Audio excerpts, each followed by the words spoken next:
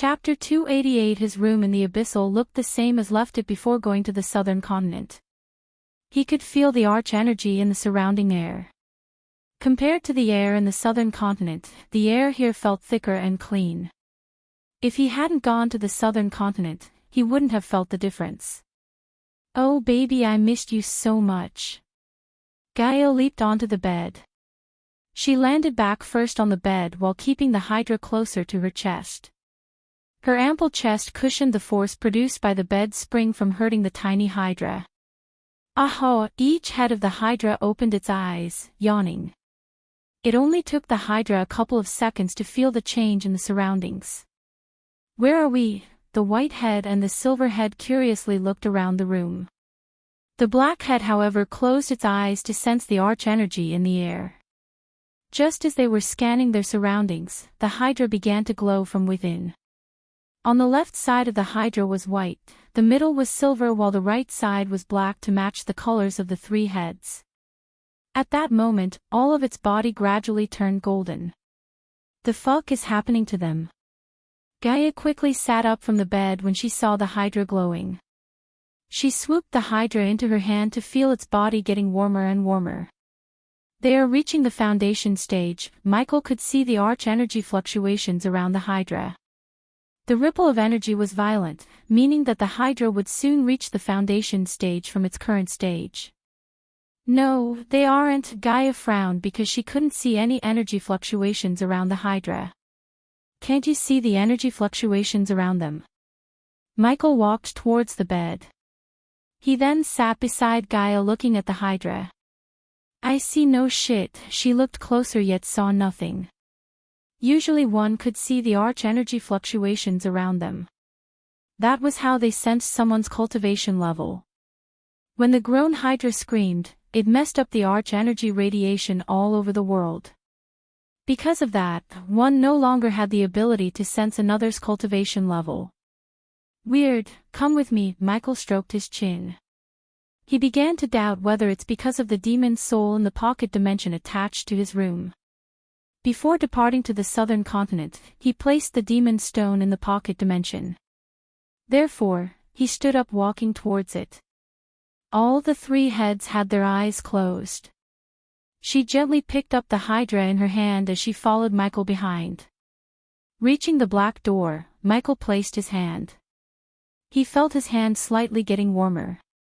With a clicking noise, the door slowly opened to reveal the inside. He still had a hard time believing the scenery before him was another dimension. The beautiful water wall flowed from the miniature hill's top, forming a small lake that glistened in the sunlight peeking through the mountain cracks. Above the small pond, the demon's stone was hovering. The closer he walked towards it, the louder he heard the humming sound coming from the stone. "The demon's stone has stabilized. You can release the soul within the stone." Because of the eyes of darkness, he could see the overwhelming energy around the stone. It wasn't just arch-energy, the stone was radiating celestial and first energy. "Can you see the energy fluctuations around the stone?" "No," she shook her head. Thinking why she couldn't see the energy around the stone, he moved closer to the stone. He reached his hand out at the stone standing on the lake's edge. The chilling water washed over his feet as the stone slowly hovered towards him. "Careful," she clenched his arm tightly for a moment. "Stay behind me," Michael asked. Finally, she let go of his hand. While the stone was hovering just an arm's reach away from him, she moved behind him. Time for another subordinate. Michael was excited to release the demon soul. With a flick of his wrist, he willed the stone to move closer. An invisible force kept pushing Michael's hand away, yet it couldn't stop him completely. Gritting his teeth, Michael used all of his strength to break this invisible barrier. His arm muscles flexed up while a web of veins emerged to upper skin. With a final push, Michael grabbed the stone. The moment he touched the stone, it produced a sound like pouring water onto a hot pan. His mind went blank completely as in a few seconds, he was floating in an empty space. As far as his eyes could see, there was nothing. It was just a red empty space. System, he called out the system, hoping to get some answers from it.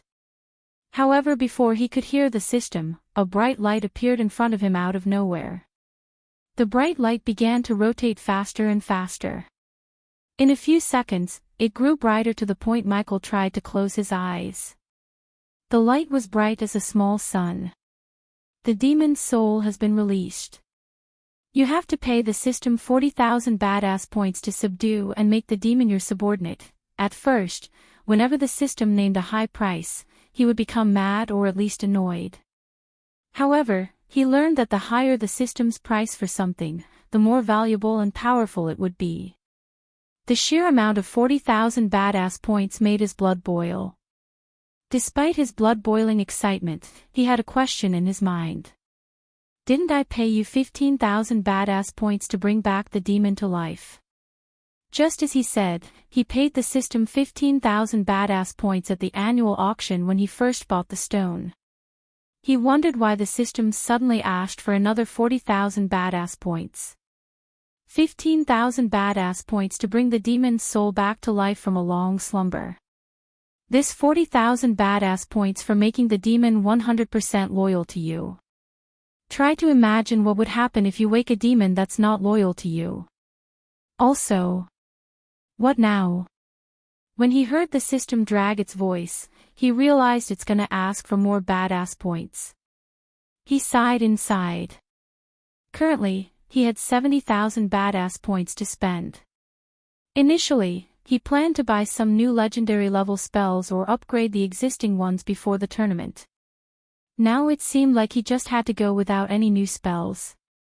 If you throw me another 6,000 points, the system can shape the demon's soul to your liking. Of course, the demon will be in its ethereal form. To make the demon take a physical form, you need to either upgrade the system and buy a body for the demon or find a suitable host in this world, ethereal for her. Will it affect the demon's power? Although Michael didn't have any idea about a demon or its powers, he first needed to make sure whether the ethereal form affects the demon in any way before spending 46,000 points. It doesn't affect the demon's power until it reaches the soul refining stage. After the soul refining stage, if you don't give the demon a physical body, its cultivation progress will stop. Also, the demon will be several times powerful when it's in a physical form. Don't tell me the demon will be at the arch-sensing stage after I spend 46,000 points. Explain how the demon levels up. Also, I have another question. Since the Hydra and the demon are extraterrestrial species, why are they using this world's cultivation level and energy native to this world instead of harnessing other more powerful energies?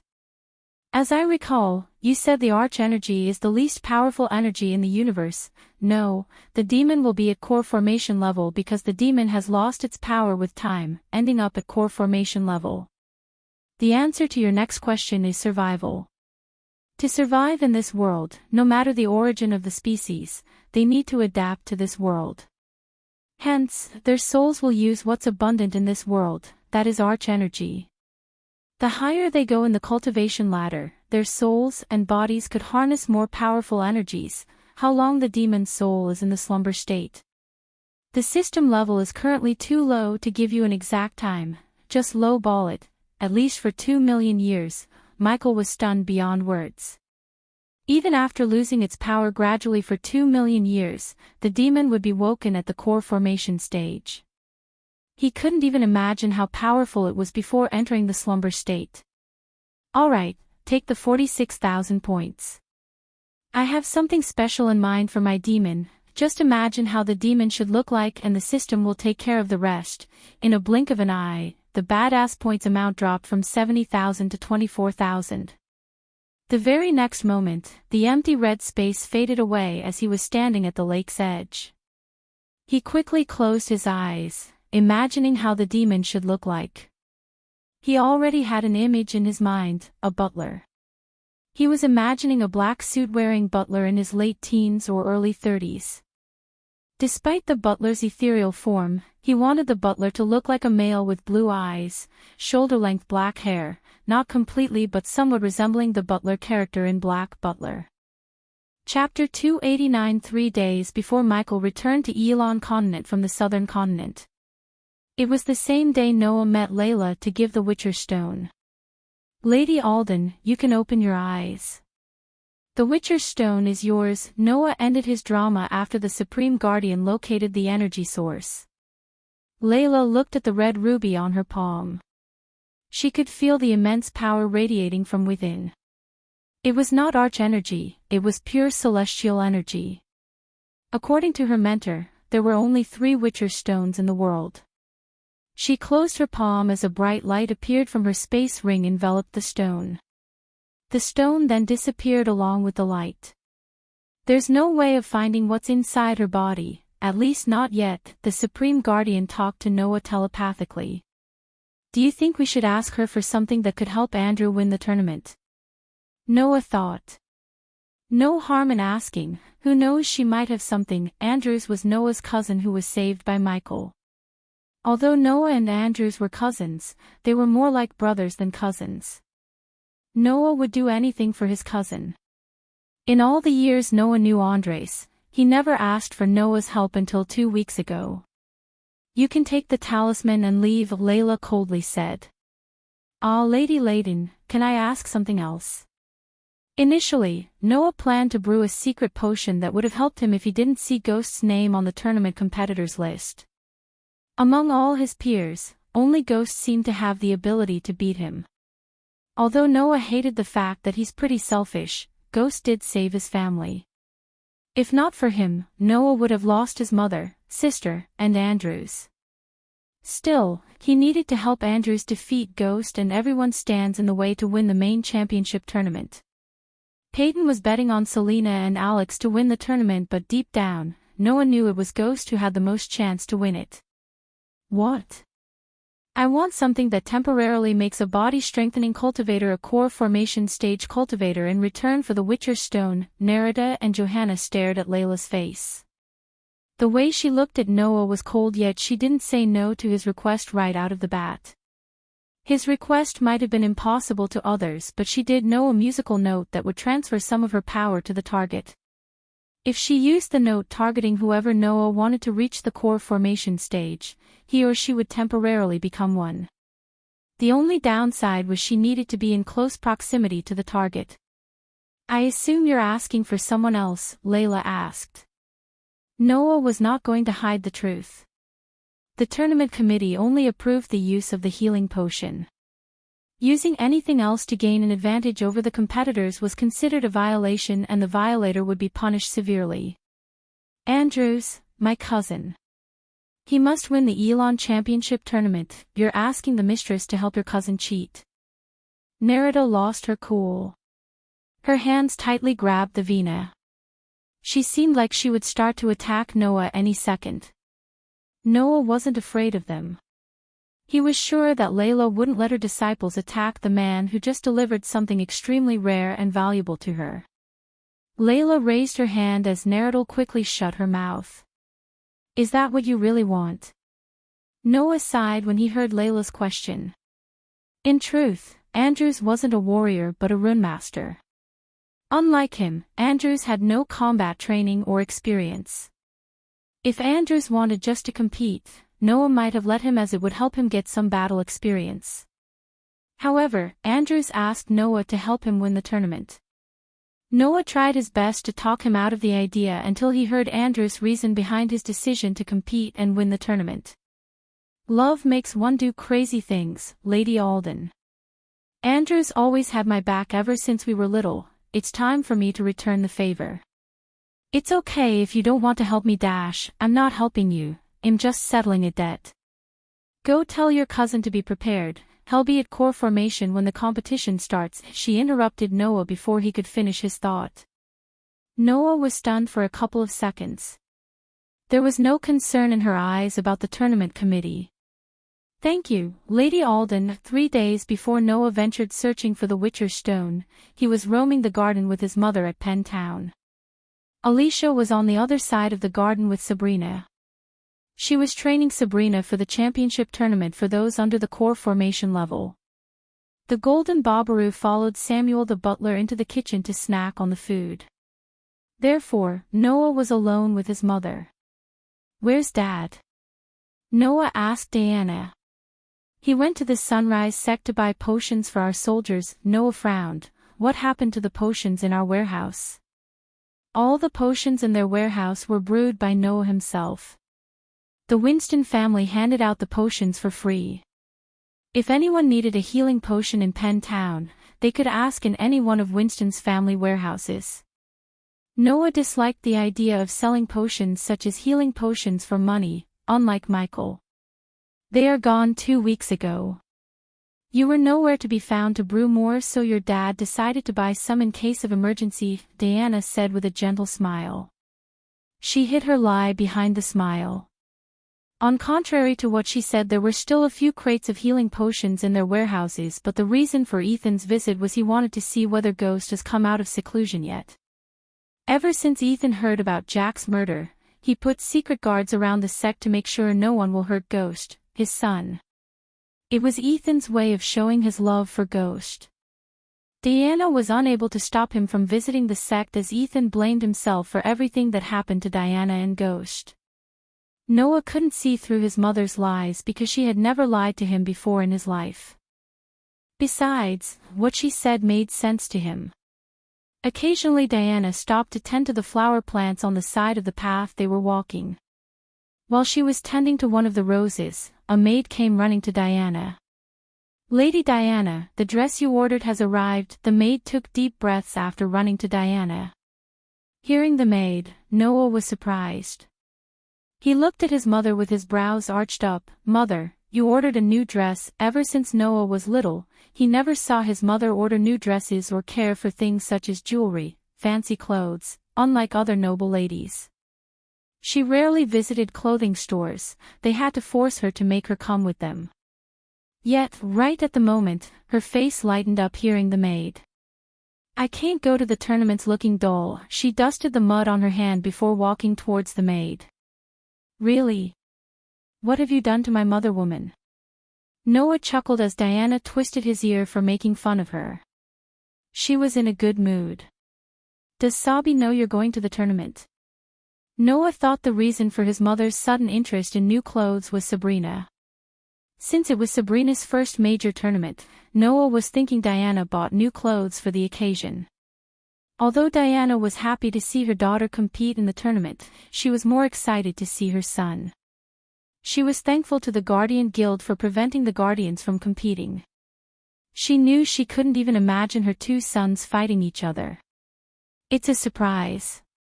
Your father and aunts are also coming to see the tournament." Other than Ethan, only Imelda, her elder sister, knew about Ghost's identity. Just like her, Imelda was also extremely excited to see her nephew in action.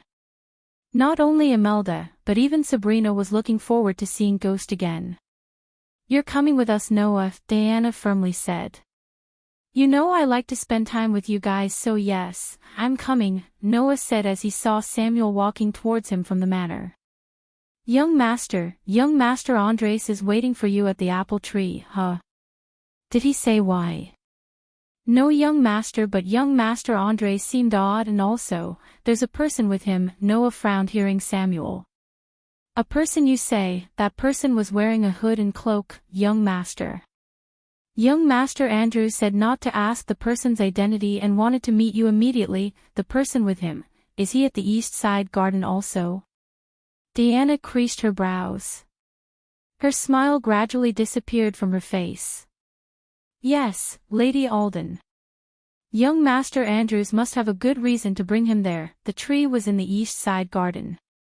No one except the core members of their family was allowed to enter the East Side Garden. Noah couldn't help wondering why Andrews brought a stranger to the garden without telling anyone else. Yet if Andrews was asking for Noah, she knew it must be something important. Therefore, she didn't keep Noah with her as she sent him to meet Andrews. Her instincts told her that Andrews is in some kind of trouble, but she trusted Noah to deal with whatever trouble Andrews was in. After bowing his head towards his mother, Noah made his way to the apple tree. Chapter 290. Andrews was standing under the apple tree overlooking the small pond. The lake was at the garden center with countless herbs, trees, and flower plants surrounding it. The air was pungent with the fragrance of jasmine. The lake was no natural basin filled with meltwater, but a luxury addition to the garden built by Ethan's grandfather. The lake was filled with colorful fishes such as the Japanese koi carp and goldfish. They were huge and numerous, each about as long as an adult arm. He gazed across the wind-roughed surface to the lily pads in bloom, their white or magenta petals catching the breeze. He inhaled slowly. Peace. His little piece of heaven in the Winston family manor. While an unsettling look in his eyes, he gently grabbed an apple above him. Under the sunrise, the apples glowed rosier than they do in the day's shine. The branches spread out as if so proud of the bounty they brought and sweetness given within each one. It was a party of colors, a perfect marriage of reds and greens, in blushes of baby pinks and dappled hues of chaos and order. It was a beauty that sprung from simple seeds blessed with mud and rain. On normal days, this tree and the scenery around him used to calm his mind. He learned most of his runes sitting under the apple tree. However, at this moment, even the tree or the scenery couldn't even slightly calm his nerves. The hooded person was standing beside him staring at the beautiful glistening lake. The person was about Andrew's shoulder height. Andrews, the hooded person, spoke with a sweet feminine voice. Contrary to what Samuel was thinking, the hooded person was not a he but a she. The girl concealed all her feminine features with the oversized hood and cloak. "What are we gonna do?" the girl asked. Her voice overflowed with worry and concern. Andrews gently patted her hand on his shoulder. He tried to hide his anxiety with a smile. "One thing for sure, you cannot disobey your father. My family has enough problems as it is. We can't add another one to the list." "Let's hope Noah can help us," said Andrews. Because there were no guards inside the garden, the girl rested her head on Andrew's shoulder after he spoke. While they were drowned in their own train of thoughts, Noah entered the garden through the archway. They failed to hear his footsteps as they were too concerned about the upcoming championship tournament. A sliver of surprise could be seen in Noah's eyes when he saw the two of them. It was evident that the other person was a she as they both looked like couples in a park. Noah never thought Andrews had a girlfriend. He couldn't help wondering why Andrews chose not to tell him or anyone in the family. Andrews, hearing Noah's voice, Andrews' body jerked as the girl immediately lifted her head from his shoulder. They turned back to see Noah looking at them with a frown on his face. "Noah," Andrews swallowed a mouthful of saliva. Gradually sweat drops started to form on his forehead, thinking how he's gonna ask Noah's help. "Who is that?" Noah asked as the girl lifted her hood to show herself. The moment Noah saw her face, he was stunned. For a few seconds, Noah was speechless. Princess Catherine, the girl in front of him, was the princess of Kingdom Brodia. Noah's stomach churned seeing the princess in their garden with no royal guards around her. The girl had a long face, a small nose, and small lips. Her hazel eyes were narrow with thin eyebrows. The golden silky hair was fluttering in the wind. There were no flaws in her beauty. Every inch of her body was perfect, like it was sculpted by the gods themselves. "Guardian Noah," the princess curtsied, showing her respect towards Noah. If this was any other day in different circumstances, Noah would have shown proper etiquette by kissing her hand. "Princess, what are you doing here? Where are the royal guards?" Noah asked, looking around once again. "They are in love," Noah suddenly heard his teacher's voice in his head. The Supreme Guardian chuckled. "Noah, I don't know how to tell you." Andrew's voice trailed off as he couldn't get himself to finish his sentence. He knew just by being here with no royal guards, Catherine has endangered herself. If the king found out that she left the castle with no one knowing to meet her secret lover, not only the princess but also the Winston family would be punished. "We are in love," Catherine bluntly said. Her voice was clear with no hesitation. "Does Aunt know about this, Andrews?" After a few moments of silence, Noah asked. Andrews slowly shook his head as Noah looked at Catherine. I assume the king also have no idea about any of this. She remained silent. Thought so, Noah sighed. Just hear us out, Noah. Andrews knew he had to tell Noah everything before he asked his help. With a long sigh, Noah nodded. He knew he had to hear Andrews out before making up his mind about what to do with the situation. Besides, he wondered why Andrews chose this moment to reveal his love. If Andrews was in love with the princess, he could have asked his father and asked the king of her hand. Instead of doing that, they decided to meet in secret. For another 15 to 20 minutes, both of them explained from where they met first to how they ended up here. Apparently, they had met at the annual Rune Masters gathering, and this was not the prince's first time leaving the castle without her guards. She attended the gathering in disguise. According to both of them, it was love at first sight. Noah wasn't surprised by that because Andrews was a talented rune master as well as good-looking. It was understandable that the princess fell in love with him. After their initial meeting, they used to meet often without both families noticing. While Andrews was infected with starpox, she went to Azir searching for a cure. Noah was really moved when she said she would have taken her own life if Andrews had died. She said she would rather die than marry another man in her life. When Noah asked why didn't Andrews ask his father to go to Bredia and ask for her hand, Noah received a surprising answer.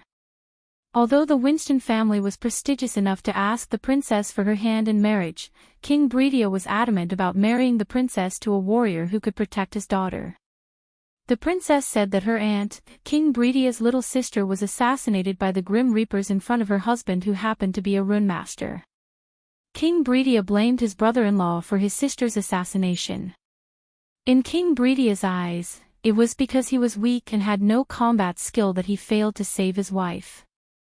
Since that day, the king promised himself that he would never marry his daughter to a rune master or anyone without the skills to fight and save his daughter if her life was in danger. So you're telling me the king has planned to marry you to the winner of the main championship tournament? Now Noah realized why they revealed themselves as lovers to him. Noah hated to admit it, but he knew there's no way in hell that Andrews could win the tournament for body strengthening cultivators, let alone the tournament of the core formation cultivators. Even Noah hadn't reached the core formation stage yet.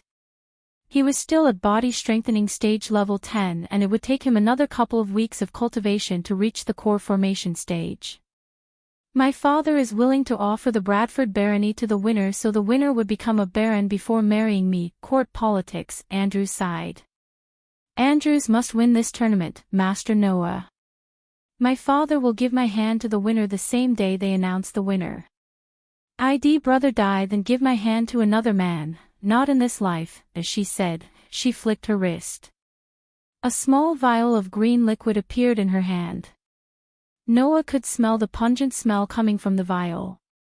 Poison. Noah recognized the liquid with a single glance.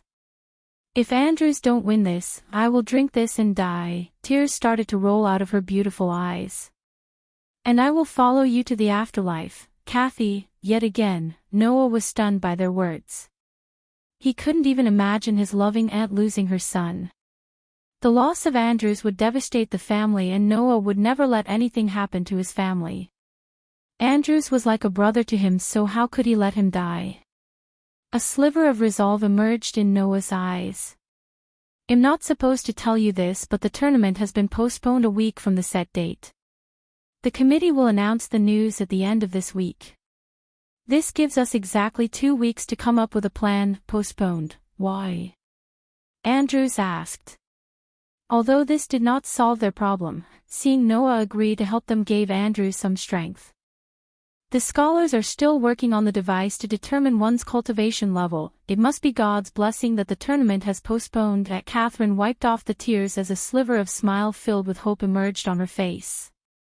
Master Noah please, call me Noah Princess.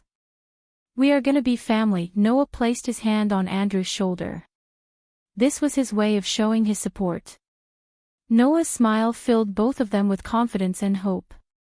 Noah, this might help us. With another flick of her wrist, a parchment appeared in her hand.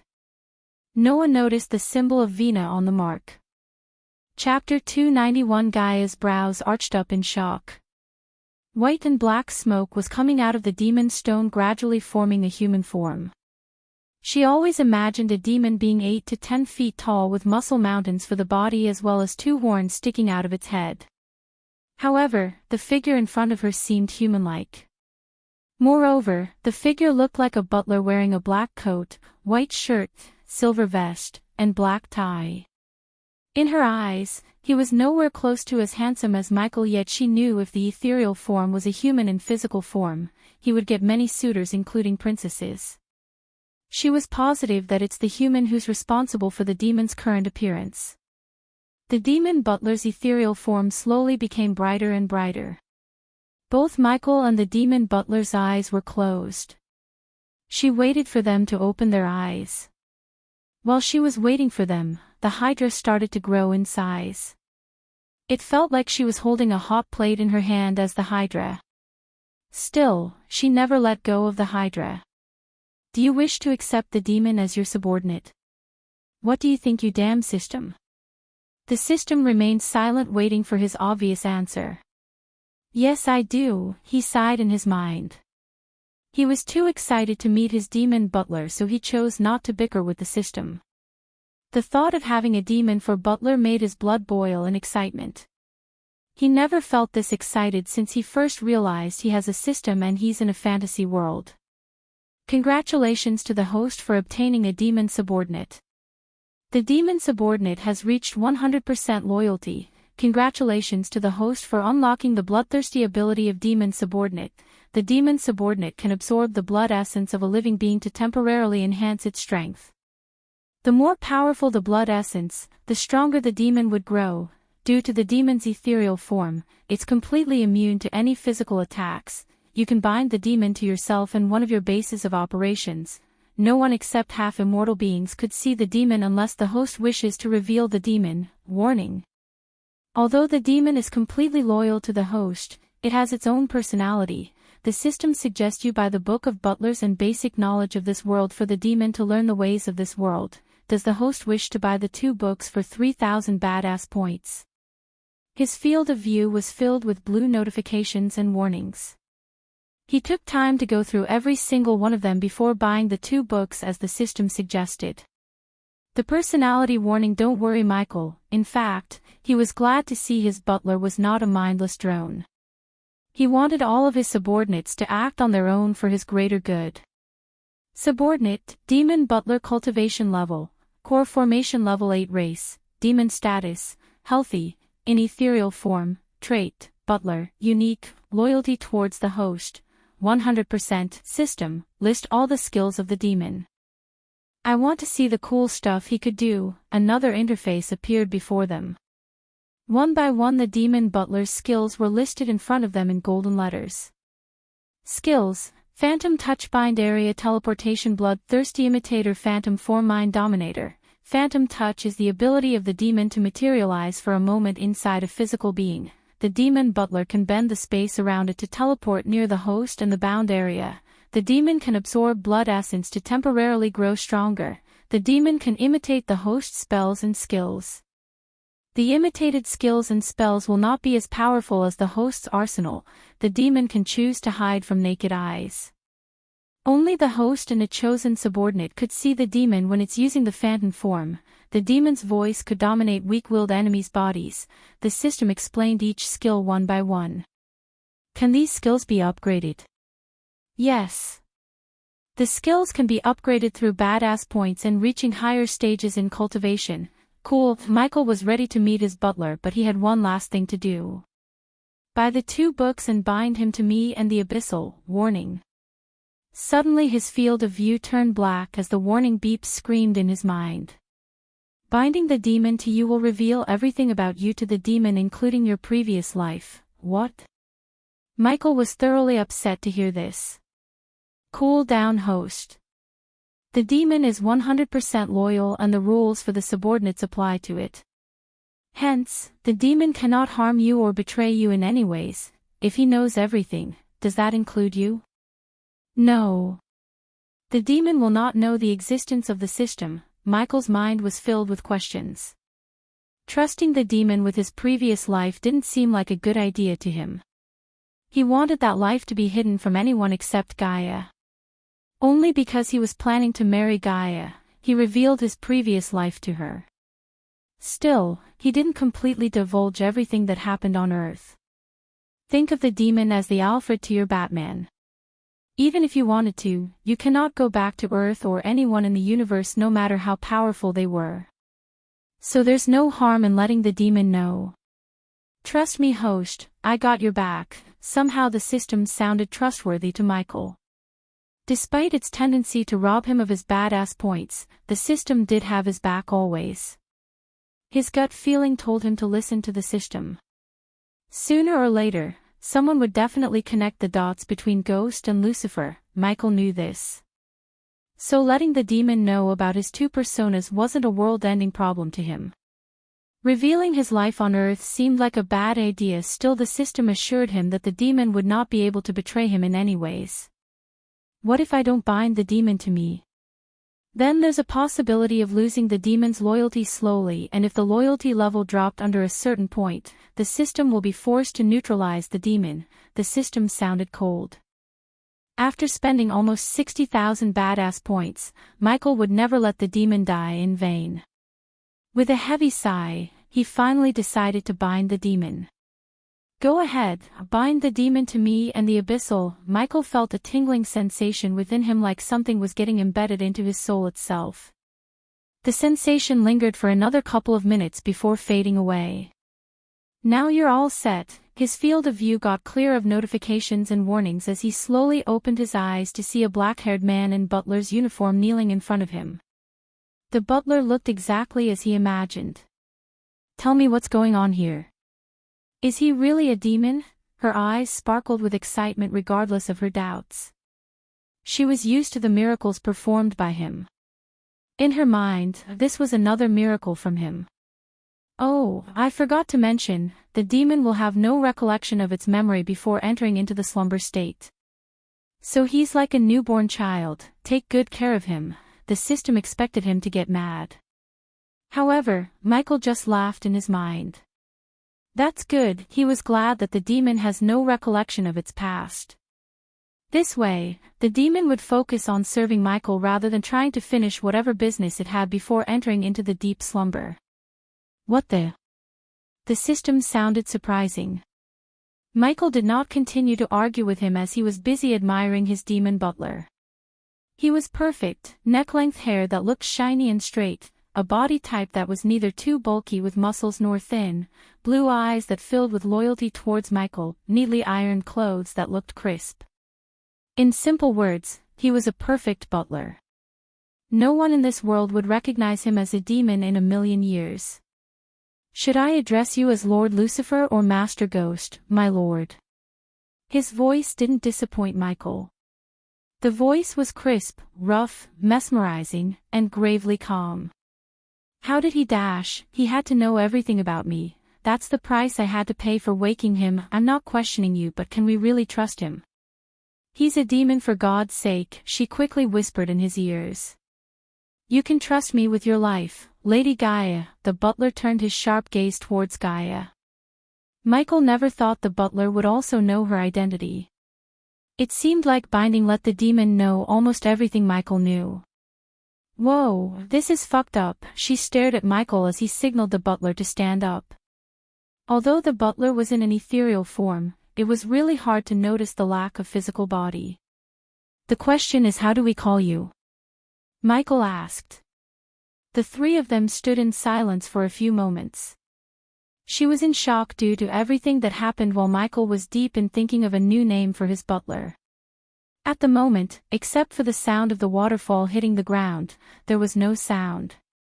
Azazel, Sebastian, Michael and Gaia said at the exact same time. The name Azazel was Michael's while the latter was hers. The demon gawked at both of them with a calm smile. He kept his etiquette like a professional butler. What the hell? I name you Azazel Sebastian. You'll be called Azazel when we're in this form and Sebastian when I'm Ghost and she's Elia. Until we found you a suitable physical body, avoid revealing yourself to the world. Chapter 292, You can call me Lord Lucifer here, Dark Queen would do, the both of them said to their new butler. We can discuss about him later. Now tell me, why can't I sense their magical fluctuations? Gaia asked, gently brushing her hands over the Hydra's warm body. The Hydra remained eyes closed. I think it's his presence that's stopping me from sensing the energy around them. I don't think so. Michael didn't think what she said was true. Oh, they're waking up. Just as Michael was about to ask the system, Gaia saw the heads slowly opening their eyes. They had grown double in size. It was like they had grown from the size of a week-old puppy to a month-old puppy. Now the wings looked more noticeable than before. Shit, I feel good. Me too, the silver head said after the white head. The black head tried to sense the changes in their body in silence. Come on, let's see we can fly. In their excitement, the Hydra failed to notice the demon butler as well as the gazes of Michael and Gaia. The Hydra tried to flap its wings, hoping to take off from Gaia's hand. Aren't they cute? Seeing them bouncing on her hand, Gaia's eyes sparkled. She immediately squeezed the Hydra against her chest, showing them with kisses. Lord Lucifer, do you have any orders for me? Azazel asked. Are you familiar with the Abyssal's layouts? Since I'm bound to the Abyssal, I know this place like the back of my hand. I can feel Dalar and Arya in their rooms. Let's go meet them, shall we? Michael made his way towards the door. I'll bite your face off, woman. The white head cursed Gaia. In Gaia's eyes, they looked cuter when they are mad. Therefore, she continued to caress them before following Michael. Although the ethereal form of the butler let him hover above the ground, he actually moved like he was walking. Lord Lucifer, I should take the liberty of cleaning this place. I might need to borrow a few undeads from Dalar, Azazel asked Michael after noticing the dust-covered walls and floor. By imagining him as a butler as well as making him learn the Book of Butler, Michael had turned the demon into a professional butler. I think you broke our demon. Why is he looking and talking like a butler? Don't you want a demon for your butler? I do, Michael said while walking towards Arya's room, which was the armory, before he turned it into a room to accommodate Arya and her brothers. I hope you'll come to love your life, Azazel, Michael said. Serving you is what I love, Lord Lucifer. Being your butler is the greatest gift a demon like me could get. I like him, Gaia nodded approvingly. Seems like you have a lot to do here, demon, the white head said looking at the walls. I'll transform the Abyssal in a few days, lady. His voice trailed off as Michael halted his steps for a moment to look at Azazel. How may I address the three of them, Dark Queen, Lord Lucifer? As far as I know, you haven't named them yet. She's Iag, he's Sarba, and the black is Cain. Together, they shall be called Vidora. She raised her hand high, beaming with pride and excitement. She made the scene as theatrical as possible with her voice and movements. You just spelled your name backward and named her, and spelled Abra's backward and named him, didn't you? The names sound cool, that's all that matters. She gave a thumbs up to him. The white head rolled its eyes yet did not disagree with its name, Iag. The silver head who got the name Sarba had sparkles in its eyes. As usual, the black head remained unemotional. Since the names did sound cool, Michael accepted the names. The moment he accepted the names in his mind, a bell sound ringed in his mind. Congratulations for getting a new familiar, Vidora the three-headed Hydra. Ignoring to look at the familiar tab for the time being, Michael came to Arya's room doorsteps. The door was closed, but they could hear sobbing sounds coming from inside. Knock. Knock. Knock. Michael knocked on the door thrice as the sobbing sound quickly stopped. Who's there? Who do you think? Gaia opened the door to see Arya sitting beside the large bed where her brothers were resting. There were tubes attached to Michael's healing potions running into their bodies. The twins slightly looked better than they were before, as the scars caused by various experiments had almost disappeared from their bodies. Their hair and skin had more shininess, indicating their physical recovery. Lord Lucifer, Dark Queen. Arya quickly stood up from the bed before kneeling down before them on one knee. Rise, Michael gestured to her to stand up. He then walked towards Titus and Optimus. Their bodies and souls are healing faster than I expected, except for fewer scars on their bodies. He saw no difference, yet he lied to make Arya feel better. He planned to heal the twins using the badass points, but unfortunately, he had to spend most of his points on Azazel. Compared to the twins, waking Azazel seemed more important than the twins. What does that mean, Lord Lucifer? Arya wiped off the tears from her face. Her hands and legs shivered looking at Azazel. Just his ethereal form freaked her out a little, so she avoided direct eye contact with him. They are recovering, Arya. You might see them waking up sooner than you expect, but it'll take time to regrow their limbs, really. Finally, her lips slightly curved upwards, revealing a relaxed smile. Now, have you finished the task I gave you? It had been almost 5 months since he met Matthias, the Broad River sect leader. He ordered Ella to get as many students and teachers as she can and join the Sunrise sect. Arya's task was to assassinate Matthias, as Michael knew he would stand in his plan. I did what you asked, Lord Lucifer. Arya flicked her wrist as an empty veil appeared in her hand. Since Arya was a body refining stage cultivator and Matthias was at the core formation stage, Michael gave a powerful poison brewed by him to Arya to kill Matthias. He didn't say whether to poison Matthias' food or cut him with a blade smeared with the poison because he wanted Arya to think for herself. Good. Practice your combat skills using the netherals.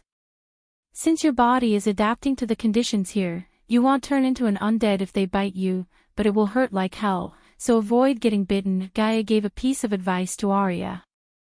After seeing how they treated slaves in the southern continent, Gaia had a soft spot for Arya. Yes, Lord Lucifer, she was afraid of the undead. One could see the fear in her eyes. Yet she obeyed his orders regardless of her fears because she herself wanted to get tough. After all, she promised herself that she will never let anyone hurt her family ever again. After giving Arya her next task, Michael left the room. While walking through the corridors towards Dalar's room, Gaia turned her gaze at Azazel to see him open and close his mouth like he had something to ask but not sure whether he should. Do you have something to say, Azazel? Gaia asked. I prefer you speak your mind, Azazel. Michael didn't stop or turn back but said while walking. As you wish, Lord Lucifer. I do have something to ask. What do you have in mind? Michael asked. I know you had a good reason to lie to Arya. Can you enlighten me on the why? Michael was surprised to see Azazel noticing his lie. He never thought Azazel could detect his lie without even seeing his face, as he had the mask on his face to cover his micro-expressions.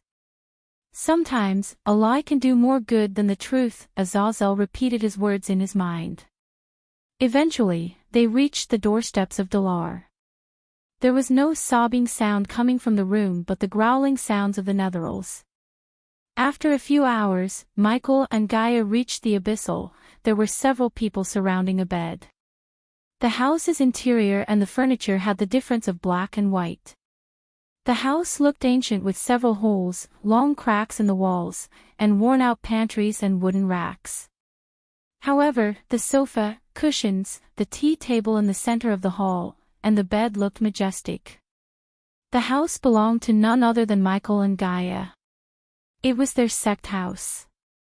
Since Gaia ordered them not to touch anything until she returns from seclusion, the workers didn't renovate the house.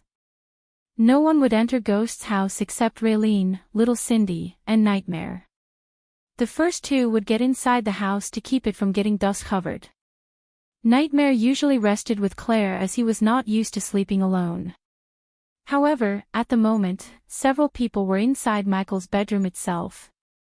Please, Cindy, just a little. Raylene was sitting on Michael's bed with a tiny bowl of soup in her hand. Cindy was lying on the bed covering up to her neck with Michael's blanket. The little girl was shivering. Her usual playful child smile was nowhere to be found. I want Big Brother and Sister Elia right now. Cindy tried to raise her voice, yet only a whisper came out of her mouth. Raylene turned her head helplessly, looking at Claire. I don't want the bad man to hurt me like he did to Brother Jack. Raylene's eyes began to water up. Ever since Claire found out Jack's body in his own pool of blood, the little girl was severely traumatized. Not even Nightmare could calm her, as the girl was asking for Ghost and Elia.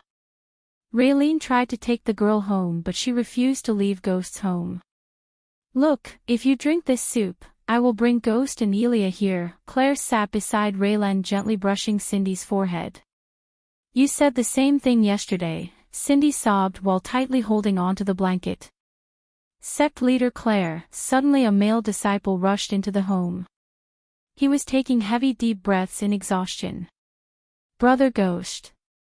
Brother Ghost and Sister Elia has come out of the seclusion. Another chapter will be up today. Stay tuned. Chapter 293. Raylene and Claire immediately stood up from the bed, as the bed was on fire after hearing the disciple. The disciple standing in the room with Claire heaved a heavy sigh of relief, beaming in joy. Where are they? Claire asked. She felt like an immense amount of pressure was being lifted off her shoulder. They are at the foothills and coming here. Instead of flying here, it was Michael's idea to land at the foothills and take a stroll. He wanted to see how the sect has changed since he left. Go wake up Nightmare, he's at my house with the baby. Yes, sect leader. The disciple left the room in a hurry to wake up Nightmare, who is sleeping with Cindy's brother. Despite his big scowly terrorizing body, Nightmare was pretty gentle with the baby. No one in the world would have believed that Nightmare, a dragon, loved babysitting. Brother. Cindy jumped off the bed full of energy. Before they could stop her, she leaped out of the bed, running towards the outside. The others couldn't do anything but follow behind the little girl. Hearing that Ghost had returned, Cindy ran outside, showing no signs of fever or exhaustion. When Claire reached outside, she saw disciples rushing towards their dormitory in fear. Only a few daredevils remained outside of Ghost's house to see his and Elia's reaction to Jack's death. Where are they? Cindy shouted at one of the disciples waiting for Michael. She kept bouncing from the ground to see the distance. It took everyone a few minutes before vaguely noticing two figures in black slowly walking towards them. Look, Brother Ghost is back. Is that really him? Wow, he looks different. Of course it's Brother Ghost. Who do you think walking beside him? That's Sister Elia you've been telling us about. Sister Elia gonna lose it. Just let sect leader Claire break the news. The disciples began to chit-chat. Some seemed excited while some seemed terrified. Those who recently joined the sect from various towns had never seen Ghost before. Therefore, they waited for the famous Ghost of Rivertown with their own eyes. Sect leader Claire, Lady Raylene. Claire turned back to see Daniel and Ricky rushing towards them carrying a basket full of wild mushrooms for Raylene's soup. We heard Master Ghost is back, Daniel said.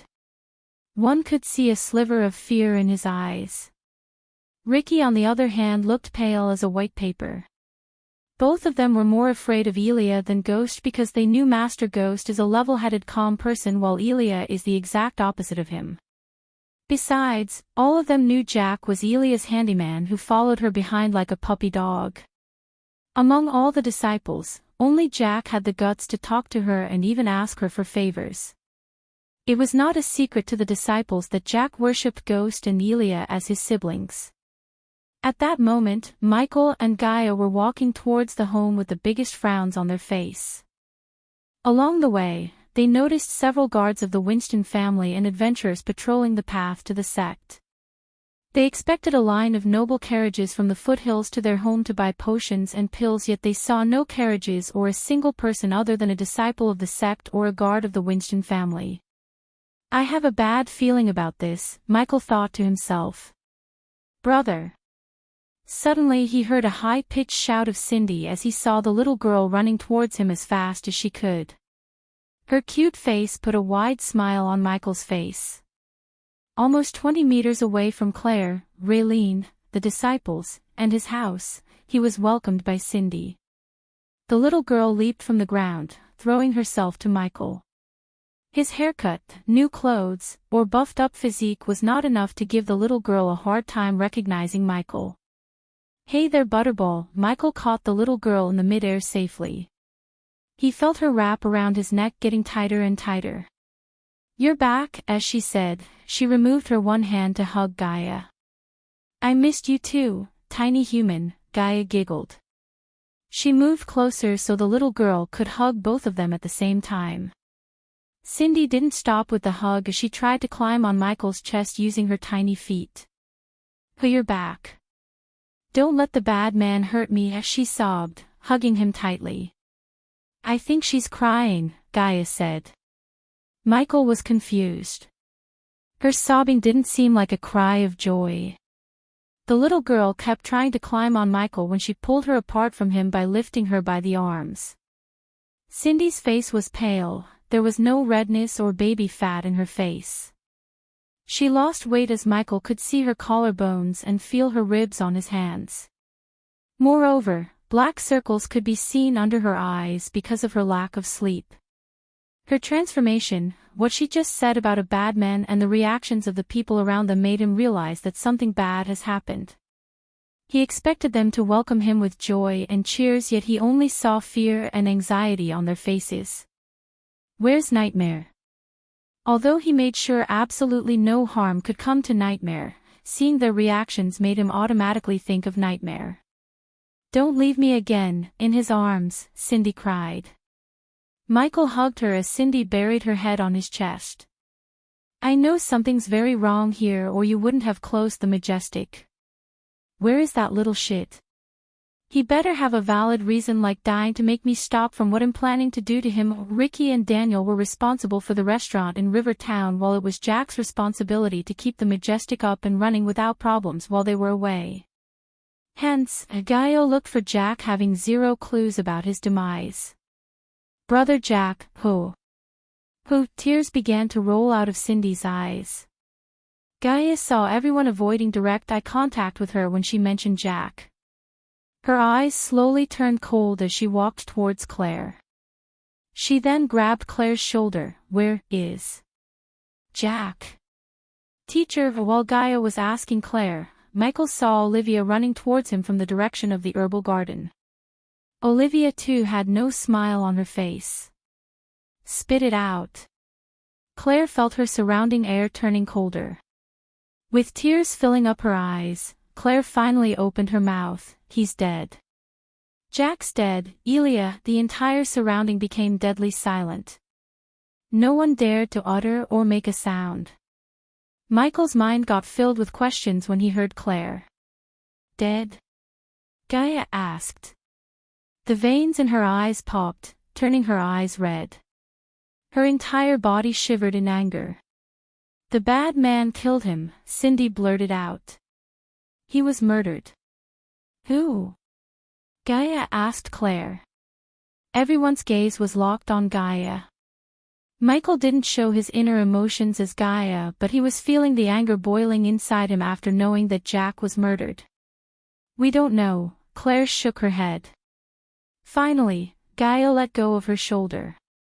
"He was murdered and you don't know who." She repeated the sentence again and again as she walked towards their house. "Lord Lucifer, I suggest we take a few steps back." Michael heard Azazel's voice. He was standing right beside him, yet no one could see the butler because of his phantom form skill. Everyone felt the killing intent radiating from Gaia skyrocketing. "You don't know."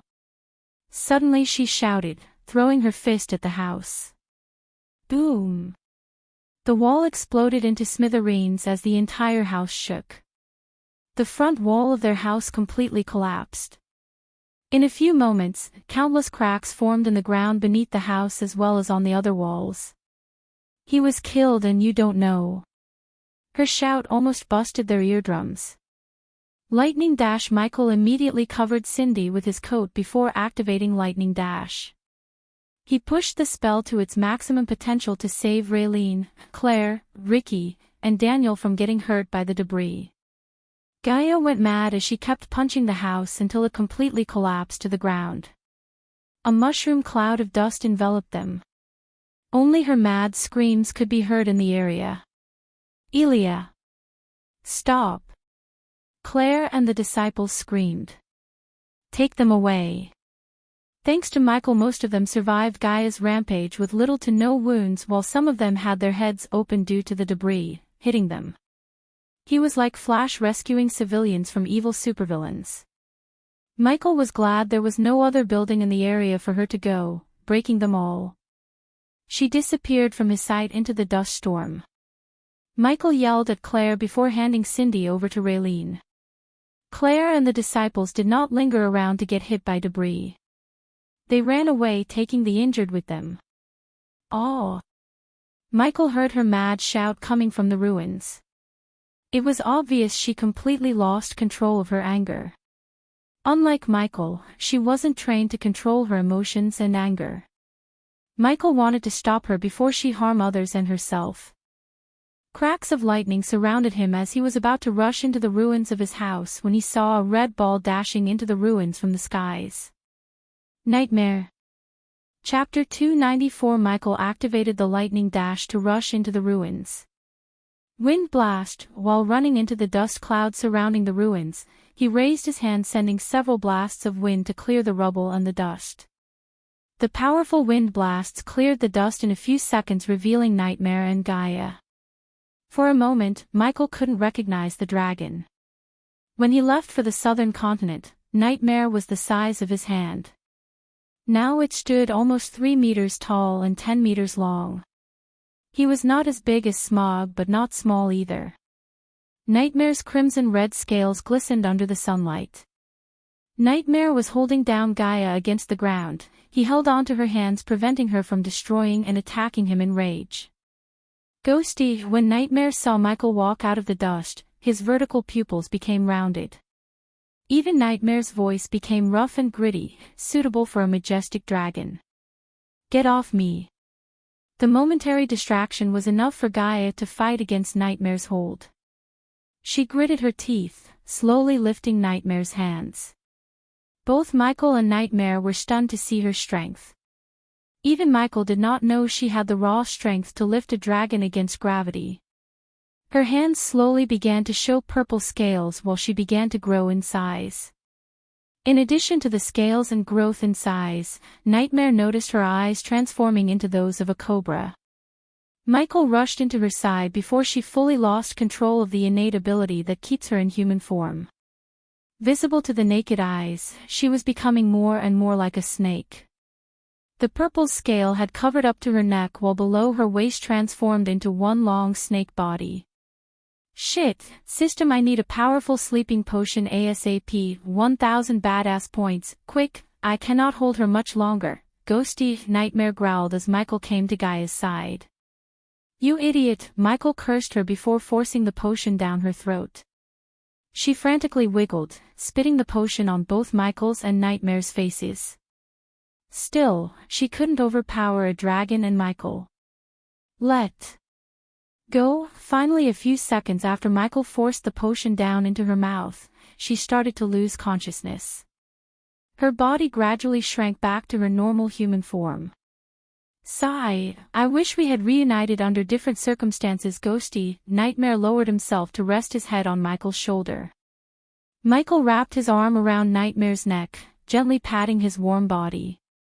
Me too, buddy, me too. To Michael's surprise, Nightmare shrank himself to the size of a 3-month-old German Shepherd. With a leap, he landed on Michael's shoulder. Then he began to shower Michael with wet kisses. Was that your original size? Nightmare shook his head. This is my original size. I can temporarily get bigger to enhance my strength. It's one of my innate talents I got after metamorphosis, Michael nodded, picking Gaia from the ground. Show me where he was killed, he asked Nightmare. Before doing anything, Michael wanted to see where Jack was killed. He didn't think he could find the killer by just looking at the place, but still, he wanted to see it. Follow me. Nightmare flapped his wings to ascend to the sky. With a couple of flaps, he was high in the sky. Carrying Gaia in his hand, Michael took off from the ground. He stopped for a moment in the sky to look back at the ruins. Even though the house was shabby, it was his home. He couldn't help feeling a bit sad to see it crumble into pieces. In addition to the house, Jack's face also flashed across his eyes. Jack was innocent in Michael's mind. If Jack was Lucifer's blacksmith and killed by his enemies, Michael would have understood the reasoning behind his death. However, Jack never did no such thing as helping him kill people. Not even before flying for 5 minutes, Nightmare started to descend towards the forest near his house. Black lines appeared on Michael's forehead. He was thinking Jack was killed somewhere far from his house, which would have indicated his murder wasn't connected to Lucifer. He was killed near our home. Michael asked while flying through the thick canopy. What was Jack doing here? He asked another question, collecting mushrooms and fruits for Raylene. Michael halted his steps. He remembered that collecting mushrooms and fruits were usually done by Cindy, as she loved to help her mother. In addition to the forest being so close to Michael's home, there was always Jack or a disciple accompanying Cindy. Even Gaia would sometimes tag along with the little girl if she wanted to hunt in the forest. Was Cindy with Jack that day? The sight of his previous life flashed across his eyes. Everyone in his orphanage was killed because of Spectre's orders, so Michael had seen little children he cared about dying. That was the day he lost his calmness and went rampage, killing every single one of his assassin colleagues, including his girlfriend Inspector. The thought of Cindy might have been killed along with Jack made his blood boil. He loved Cindy because the little girl loved him unconditionally.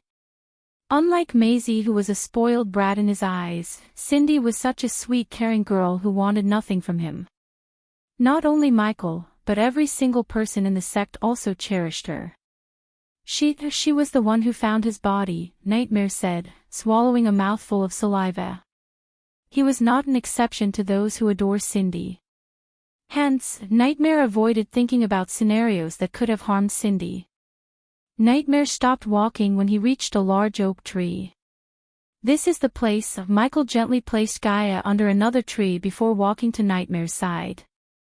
System, I need red mint, birchen vein, Pegasus hoof, Embark, leeching buxus, he thought in his mind as the system showed him the price of 800 badass points before him.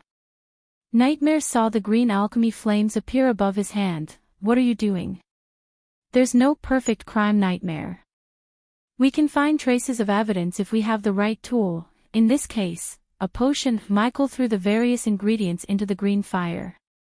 He then made a few hand signs in one hand while holding the fire in the other. As usual, pearl-like essence began to form above the green fire before finally coming together to make a liquid orb. Without sending the potion into a vial, Michael waved his hand as the liquid splashed on the tree and the ground around the tree. The ground absorbed the liquid in a few seconds. Gradually before their eyes, the ground's color changed from muddy brown to fluorescent blue. Is that dash blood? Michael said as he squatted down to see any patterns on the ground. He hoped Jack would have left some clues about his killer. Although it was highly unlikely, he still hoped for a clue. While Michael was studying the ground for clues, Nightmare noticed Gaia's body moving. She's waking up. In the split second Nightmare turned his head, Michael ruffled the ground to remove the clue from their eyes. GG, Michael saw 2 distinct marks on the ground. He knew Jack probably had written the 2 letters before dying. There were not many things that related to the letters GG except Guardian Guild. Where am I? She mumbled, slowly opening her eyes. Both Michael and Nightmare remained silent without answering her question. They wanted for her to completely wake up from her sleepiness. Gaia's vision slowly cleared up to reveal the tree around her. The lack of sunlight coming through the canopy made seeing everything around her clearly difficult. You dumb snake, you destroyed our home and revealed your identity to everyone in the sect. Instead of answering Nightmare, she turned her gaze towards Michael. Do you know who killed him? She asked coldly. Although she seemed not as furious as before, he could still see the murderous intent in her eyes. No, what she did made Michael mad at her. She single-handedly endangered herself and him. If she was to fully reveal herself as Naga, it wouldn't be long before Zanali finds out about her true identity. At that time, she would be killed or imprisoned along with him. If she began to act crazy every time someone close to them was murdered, his enemies would use this to their own advantage. Keeping a calm head was always important to stay ahead of their enemies. Until he was sure that she wouldn't lose her mind again like that, he decided not to tell about the Guardian Guild.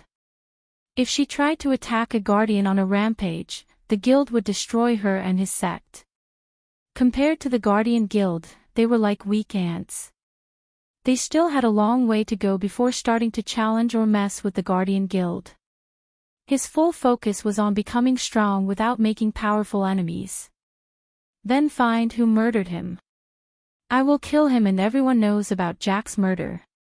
No, I won't kill him right away.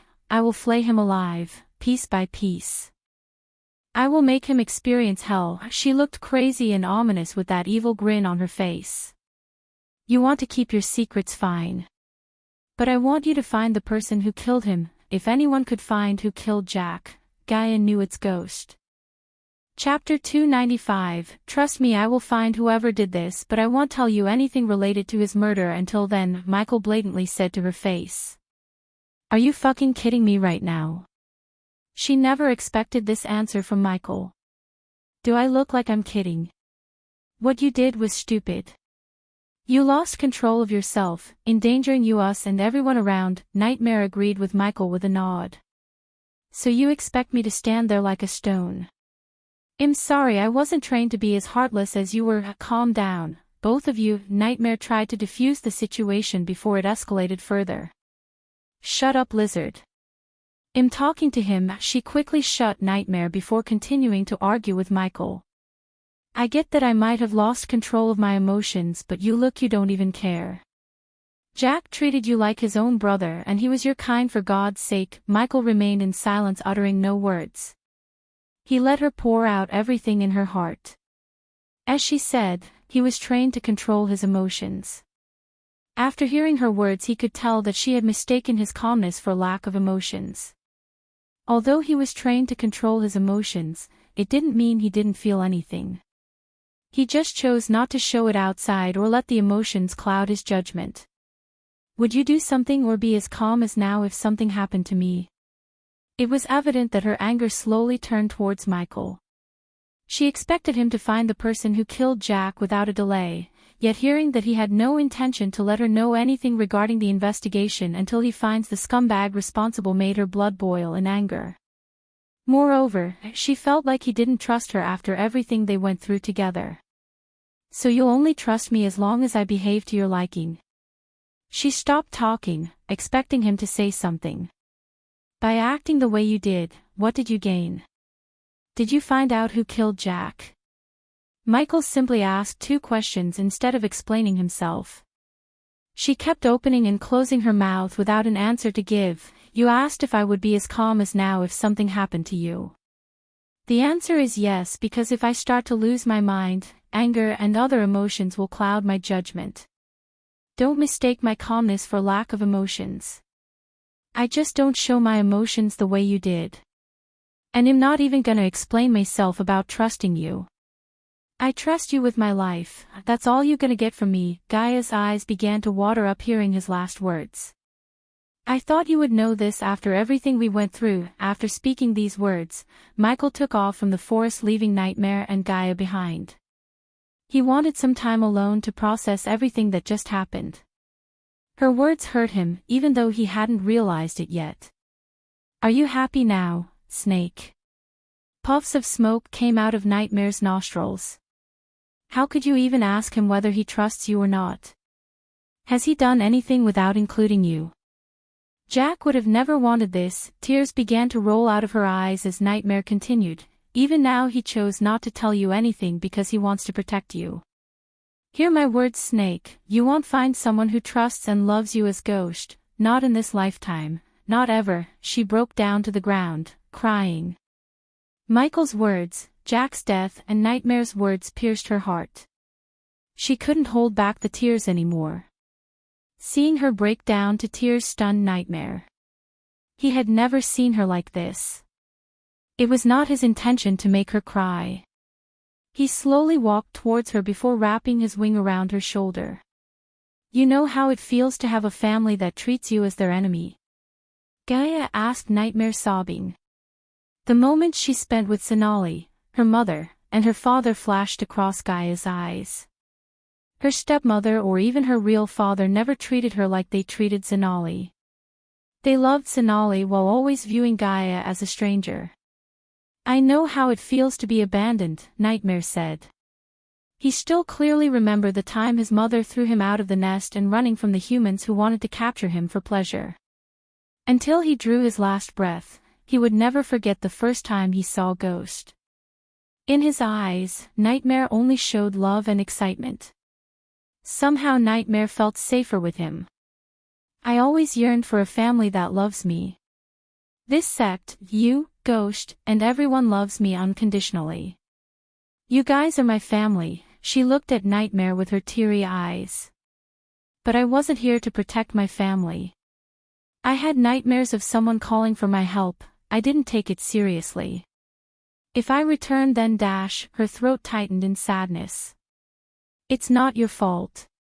Do not blame yourself. Just trust Ghost, he will find whoever did this. When we get our hands on that filth, it'll help you show him the hell, Nightmare chuckled to make her feel good. He shook her shoulders playfully. Despite their constant bickering and fights and the hate between the Naga race and the Dragon race, Nightmare loved Gaia and so was she. He couldn't care less about the hate between the two races. As far as he was concerned, she was family to him. Blame yourself for destroying our home. Thanks to you, we're homeless now, Nightmare teased her. He didn't let go of her as he kept her under his wings. It was a shabby house anyways, finally Gaia whipped off the tears from her face. A small smile emerged on her face. Now let's go find Ghosty. And try not to act like a bitch this time, should you scaly fuck, there's the snake I know and love. Gaia punched Nightmare in the neck as he gave a headbutt to her face. After that, they ascended to the sky searching for Ghost. The serrated mountains loomed in the distance. Gaia and Nightmare made their way towards them searching for Michael. The trees blanketed the mountains, decorating the mountains in jade green. The heaven-touching apex of the mountain was drenched in brilliant light. All across their line of sight, the tips of the mountain range stuck up like a row of thorns. Atop the tallest mountain top, Michael was standing alone. His black coat was fluttering in the wind backward. From the mountain top, he could see the entire sect and the river town on the horizon. He had never come to this place before, but he regretted that, seeing the calmness it gave to his soul and mind. Looking at the sky, he saw Nightmare and Gaia flying towards him. The demon butler was standing behind him, uttering no words. He let Michael enjoy peace and calmness. After a couple of minutes, they landed behind Michael. Human, Michael heard Gaia's voice. She sounded meek, gentle, and apologizing. He kept gazing at the view before him as Nightmare and Gaia slowly made their way towards him. I'm sorry, she hugged him from behind, burying her head on his back. It's that you don't have to explain yourself to me, Michael interrupted her, you spoke your mind. His distant words began to hurt her. You're right, I'm not gonna explain myself to you. I love you and I trust you with my life too, that's all you're gonna get from me. She hugged him as tight as she could. For a few minutes, they just stood there without moving until Michael turned back. I promise I won't lose my mind again, Gaia said, looking him directly in the eyes. No, you won't, Michael caringly embraced her. After seeing her teary eyes, he couldn't be mad at her anymore. He loved her so much that he couldn't see her cry. I will make sure no one hurts the people we care about anymore, Michael said before gently kissing the top of her head. Eventually, Nightmare couldn't stay back, he came to join the hug. He grew big enough to wrap both of them in his wings. He then wiggled his head in between Michael and Gaia. I missed this so much, Nightmare purred. What are you gonna do? Gaia asked, "We're going to make our sect stronger than any other sect in this entire continent, and it's time this continent has seen a 6-star alchemist." An unwavering resolution appeared in Michael's eyes. With the system's help, no matter the cost, he planned to become a 6-star myth-level alchemist. At that time, he would find an existence equal or stronger than the Guardian Guild to associate himself. It was time he played the offensive instead of defensive. Since they decided to mess with the people he cares about without thinking about any consequences, he would make them regret crossing his path. "Let's start kicking asses by winning the upcoming championship tournaments." Nightmare reminded them about the tournaments. "Oh shit, I almost forgot about that. It's tomorrow, isn't it?" Gaia took her head back from his chest. "Nope, they postponed it by a week." "Why?" Nightmare just realized something as he looked at both of them. "You don't know, do you?" Chapter 296, Holy Fuck. "That was why I couldn't see any arch-energy radiation." Gaia's jaw slightly dropped hearing Nightmare explain that the cultivators lost the ability to sense someone else's cultivation level as they were used to. Nightmare noticed Gaia and Michael keep looking at each other with their brows arched up. "Don't tell me that you two were somehow involved," Nightmare sighed. It didn't really surprise him. Gaia was staring at Michael like a thief caught in the act. "You could say that," Michael grinned. "You're smiling." Nightmare tilted his head in confusion. As far as he knew, there was nothing good that could come out of the current world situation. Ever since Hydra's scream messed up arch-energy waves in the world, crimes of the rogue cultivators had been increased. The Hydra's scream worked like an EMP that short-circuited the energy radiation of the world, producing many known and unknown issues. Most defense arrays relied on sensing the arch-energy radiations coming from a cultivator. Since the Hydra's scream changed the way the radiation coming from someone's body, the arrays were rendered useless. Hence, the rogue cultivators capitalized on this opportunity to thieve, murder, and commit heinous crimes around the continent. The ability to hide the arch-energy radiation was what made Arya such a valuable asset to Michael. But now, practically everyone had her ability. "Before we tell you what happened in the southern continent, I have a few things to take care of. Let's return to the sect. And thanks to you, we're homeless now." Michael flicked her on the forehead. "That's what I said." He. Nightmare laughed as she rolled her eyes. "You two are not gonna let this one go, are you?" "Nope." Nightmare shook his head before taking off to the sky along with Michael and Gaia. Flying for a couple of minutes from the hilltop was enough to reach the ruins of their home. Michael slowly descended from the sky to see several disciples cleaning up the ruins. The disciples were shifting through the rubbles to salvage something, yet all they could manage to salvage were big pieces of the sofa, Michael's bed, and the board of Majestic. "Brother Ghost," the disciples welcomed Michael with fear-mixed smiles. They avoided eye contact with Gaia. After seeing what she did, they were freaked out. "Why are you guys doing this? Get the adventurers or the constructions workers for this job." To make the sect the strongest, almost all the disciples needed to be better than the disciples of the other sections. By better, Michael meant powerful, disciplined, smart, hardworking, and humble, unlike those pricks like Alex or Selena. "But Brother Ghost, it would cost us," a female disciple who was in the sect from its downfall said, scratching her head. "The dwarf is gonna ask for a good chunk of coins anyways, so leave all the hard work to him and his people. He won't give a discount because you cleaned this mess." "That makes sense knowing Master Fover," the disciples agreed with Ghost. "Now go cultivate." Michael waved off the disciples before making his way towards Claire's manor. Adjacent to Claire's manor was Raylene's home. It was not as big or fancy as Claire's manor because it was just a temporary residence for Raylene. Michael planned to build her a manor suitable for a 5-star chef. Several disciples were standing in the mini garden before Claire's manor. When they saw the three of them approaching them, they made way for them. "Brother Ghost," Sister Elia, Nightmare, the disciples greeted them respectfully. Michael nodded with a smile, giving some of them a pat on the shoulder on his way inside. The disciples who received the pat from Michael became electrified. Because they were new to the sect, they only heard about ghosts through the senior disciple's stories. He was a local legend. They kinda expected him to be like the celebrity disciples like Alex, Selena, or Victoria, who wouldn't even look at the ordinary disciples like them. Yet not only Michael smiled at them, he even patted some of them on the shoulder. It was a simple gesture from Michael's side, but for the disciples, it was a big thing. Wow, he looks so different in close, did you see that? He smiled at me. He patted me on the shoulder.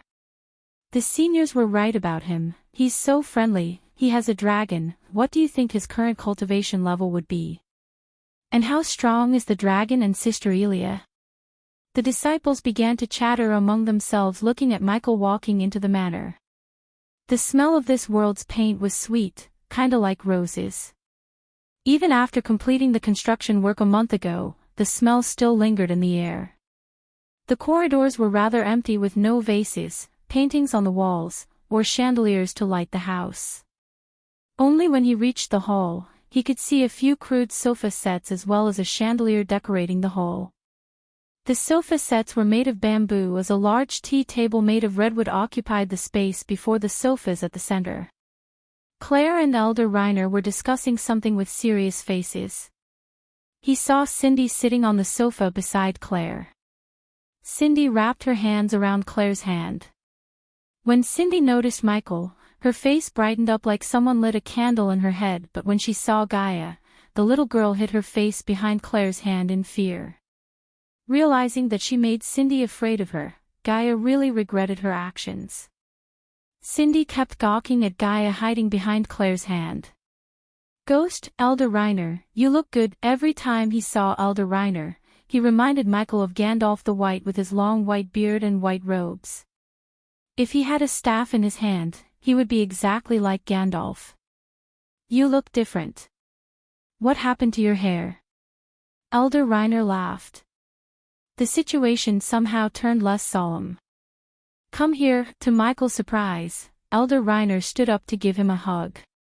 Welcome back, young man. Meanwhile, Gaia went to sit beside Claire, right next to Cindy. She grabbed Cindy's head, slowly turning it towards her. What? Are you afraid of me now? Even the grown-ups were terrified when Gaia lost control of her anger. Therefore, it was understandable when Cindy felt the same way as the others. Michael and Elder Reiner sat on the sofa silently looking at them. Nightmare quickly shrunk himself so he could rest on Michael's lap comfortably. A little, Cindy said meekly. I'm sorry that I made you afraid, Cindy. But didn't I say I don't like scared little girls? I'm not scared. Her voice sounded like a scared cat. But you're scared of me? She asked, lifting Cindy from the sofa by arms. Claire couldn't help smiling, seeing how Cindy was in Gaia's arms like a puppy. Look at you, avoiding eye contact. I won't speak to you again if you're afraid of me. No, she quickly shook her head after getting threatened by Gaia. Are you scared of me? She asked again. Please promise you won't stop talking to me, Cindy pleaded with teary eyes. Cindy loved Gaia and Michael too much as she couldn't even imagine either of them staying mad at her. Promise me you won't be scared anymore and will be a strong girl. I promise. I can't hear you. I promise. Cindy raised her voice. Gaia smiled, embracing the little girl.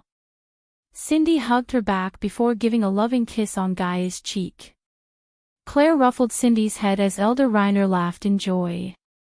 Teacher, you're here. Suddenly he heard Olivia's voice as he turned back to see her rushing towards them with a letter in her hand. So have you done trying to kill us?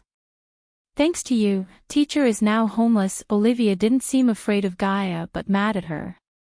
Instead of handing over the letter to Michael, she yelled at Gaia with her hand on her waist. Nightmare immediately burst into laughter. For God's sake, this is the third time I heard he's homeless thanks to me. Gaia smacked her forehead. You can stay in the guest room, Claire said, but Michael shook his head. Thank you, sect leader, but I'm planning to go to River Town, so I'll stay in the restaurant. I'll also send Daniel or Ricky to bring Fover here to build a new home in Majestic. In addition to his trip to the river town, Michael didn't want to stay with Claire because it might create some unwanted rumors that might affect her future when it comes to marriage. Take a seat, Olivia. Claire didn't force Michael as she just nodded at him. She then turned her gaze towards Olivia. In Michael's eyes, Claire seemed different than the girl he first met. The way she was sitting, her posture, the way she talked, everything changed. Like a proper leader, she sat leaning back while keeping one leg on top of the other. They were the signs of a person with a strong heart and mind. He was glad to see that the sect leader isn't a scared little girl anymore. She had grown into a proper leader as he expected. Olivia sat beside Michael, keeping some distance between them. What's in your hand? Michael asked. It's from the Alchemist Guild. Her eyes sparkled in excitement. The letter came for you last week. I think it's the invitation. Her hands shivered while handing over the letter to Michael. The seal was still in place. On top of the letter, Michael saw the green veins coiled around the letter A written in beautiful calligraphy. The crest was etched on the letter in gold, showing the grandiose of the guild. Under their gazes, Michael broke the seal to open the letter. After a few seconds, they saw Michael snicker. Humph, the Gauls. Michael threw the letter on the table as Olivia's eyes went wide in shock. In her eyes, the Alchemy Guild was the highest existence among the alchemists. Many would die to receive a letter from the Alchemy Guild, yet he threw the letter like it was garbage. They want me to compete in the upcoming Grand Alchemists competition. After hearing Michael's words, they understood the reason behind his reaction. Compete? They should invite you to judge. Asking a 5-star alchemist to compete with amateurs is an insult. Elder Reiner raised his brows. So you're not gonna go? Olivia asked. I'm going to attend. Not to compete, but to show those idiots the difference between me and them. It's time they learned who's the real number 1 inch. Chapter 297. Why did they do that? Olivia mumbled under her breath. Just like Elder Reiner said, it was an insult to ask the second best alchemist in the continent to compete in the tournament instead of asking to judge it. Compared to Ghost, she knew most of the alchemists are amateurs, including herself. She was nowhere near his level, yet she was considered one of the talented alchemists. I'd say we call all our allies to dinner and reveal your talents there before revealing to the Alchemist Guild. That way you have backing if things went wrong, Claire suggested. It was surprising that Michael was thinking exactly the same thing. When he first showed his talents to Claire and the elders, they were declining and Michael was just an unknown kid. However, everything had changed. The Sunrise sect wasn't declining anymore. They were becoming stronger and stronger each day, with new disciples joining and more disciples reaching higher cultivation stages. Besides, no one in their right mind would mess with Ghost or the sect because of Claire's grandfather, a soul refining stage cultivator. I'll ask Raylene to prepare the food, Claire said. I make sure our guests have plenty to drink. Elder Reiner went outside to order wine, leaving the rest of them behind. Since everyone's taking the initiative, I'll go hunt. You can't have dinner without meat, right? Now go play with your brother. Gaia put Cindy on the ground. What are you gonna do, brother? Can I stay with you? Cindy came to Michael. I have a few things to take care of. Well, play later. Michael ruffled Cindy's head with a smile. After everyone left the hallway, only Michael, Olivia, and Claire remained. Teacher, what did you mean by the real number 1? Olivia didn't know Michael could reach 90% purity every time without slipping a single percentage. Everyone including Gabriel claims he's the number 1 alchemist in the Elon continent. What's his purity level? Michael asked Olivia, leaning back on the sofa. 84% is the highest he could reach. Olivia adjusted her glasses. 84% not bad, but it's not this. He willed the system to give him the 90% healing potion he brewed for his personal use. Olivia was confused for a moment, trying to make sense out of his words. In a blink of an eye, she saw a vial with sparkling blue potion appear in Michael's hand. Her eyes immediately went wide as they seemed like they were about to pop out. The sweet fragrance being radiated by the potion filled the whole. This is words barely escaped Olivia's mouth. 84% pure potion was the highest she had ever seen. It was the better potion in her mind, even compared to her teachers. However, the potion in Michael's hand was far more superior to everything she had seen. She could feel the pure arch energy pulsating from the vial. 90% pure healing potion. Michael finished her sentence. She looked at Claire subconsciously to see her not as surprised as she was. Claire received a batch of these potions from Michael in case of emergencies and for her own personal use. Teacher, did you? What do you think? Michael kept giving answers before she could finish off her questions. She was stuttering in shock. Michael placed the potion beside Olivia to take a few moments with the potion. To expand his alchemy empire, he needed Olivia's father's expertise. Her father was Reginald Palmer, the vice president of one of the most influential merchant guilds, the Rain Shade. With Nathan's Bradley family providing security services, if he could get Olivia's father on board, he would be able to start distributing his potions all over the continent. "I'll leave you two to your alchemy business," Claire giggled looking at Olivia's dumbstruck face. "Ugh, sect leader, do you know where Ricky and Daniel are?" "They'd be at the herbal garden, thanks." She gave a slight nod at Michael before leaving the hall. "I didn't want to reveal my true abilities for obvious reasons, but it's time to show what I can really do to this continent." After taking in the shock for a couple of minutes, Olivia finally talked without stuttering. "Teacher, this means you're on the verge of becoming a legend and a 6-star alchemist."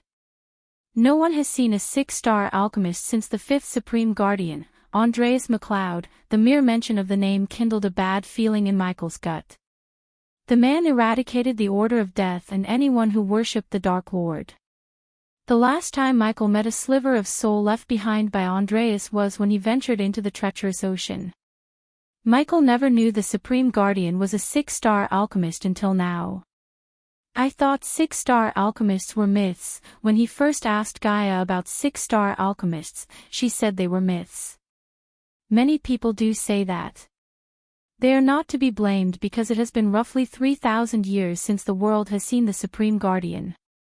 I read some notes about the Supreme Guardian. According to those notes, he was able to achieve 98% purity. Michael entered the system interface. "System, remind me, what are the requirements to become a 6-star alchemist?" 70,000 badass points to buy and learn the superior book of alchemy. Primordial fire and ancient elven rune of fire mastery. The system listed the requirements. He never even heard of them before. "How much would it cost me if I bought everything from you?" "That would be a great choice. I can give you all of them for only 800,000 badass points." The system sounded extremely excited. It really thought Michael would choose to buy them from the store instead of wasting his time and effort scouring this planet for the required items. "It seems I have to wait a little longer," Michael sighed. Reaching 800,000 points would take him at least 2-3 years considering he avoids making unnecessary enemies. Moreover, he couldn't help thinking about searching for the items rather than buying them from the store. Of course, it would take time or even become an impossible task, yet he wanted to see whether he could find the items first before buying from the system. Good luck finding the primordial fires. The system threw him out of the interface. He saw Olivia staring at him with wide eyes. She was still in shock, thinking that she's studying under the #1 alchemist in the entire continent who might become the first 6-star alchemist in 3,000 years. "Meet me at Raylene's home in 2 hours and keep this a secret between us." Michael stood up. "Of course." "Teacher, can I ask you something?" Looking at the way she was holding the potion, he knew what she's gonna ask. "Yeah, you can keep it. Compare the potions to this and try to find the biggest differences between them. That's your next assignment." "Thank you, teacher." She almost shouted in excitement. She ran like a bunny from the hall to study the potion. Leaving Claire's manor, he reached the herbal garden in a minute using the lightning dash spell. The use of the spell earned him almost 3,000 badass points from the disciples. When he reached the herbal garden, he saw dozens of disciples working the field, studying and tending to the herbs. The herbal garden was surrounded by a fence and a 3-meter-wide foundation dig for the glass dome. He looked down into the dig to see a green net above the ground. The net was there as a safety precaution in case someone fell into the hole, especially Cindy or her friends. Looking at the green fields blanketed the ground like a jade blanket, the colorful exotic flowers dancing in the wind, the glistening fruits hanging from 6 feet tall trees, the sprouts craning their heads from the ground as well as the saplings made him feel proud. The air he inhaled was mixed with sweet and medicinal fragrance permeated from the herbs. He even saw several colorful flocks of birds that he had never seen in his life. Some of the birds were standing on the tree branches while some scoured through the ground for insects to eat. They were nature's pest killers, so the disciples let them do whatever they want without chasing them away. Besides, the sounds of the birds made the garden feel lively. "Brother Ghost. He's here, don't mind me, continue your work," Michael said before the disciples start gathering around him like ants around sugar. He then searched for the garden to locate his 2 henchmen. His eyes automatically stopped at the place where he saw neatly stacked crates. Ricky was counting the crates while Daniel was writing something onto his notebook. Even after Gaia almost killed them along with the disciples when she destroyed Michael's home, the 2 henchmen didn't use it as an excuse to avoid working. They came straight to the garden to check the herb stocks. The 2 of them were the busiest people in the sect.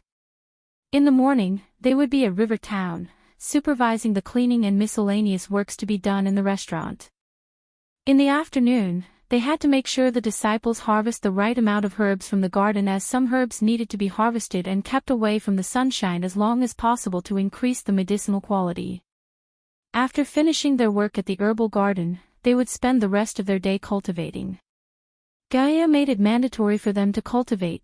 She even allocated potions and pills for them to speed up their cultivation.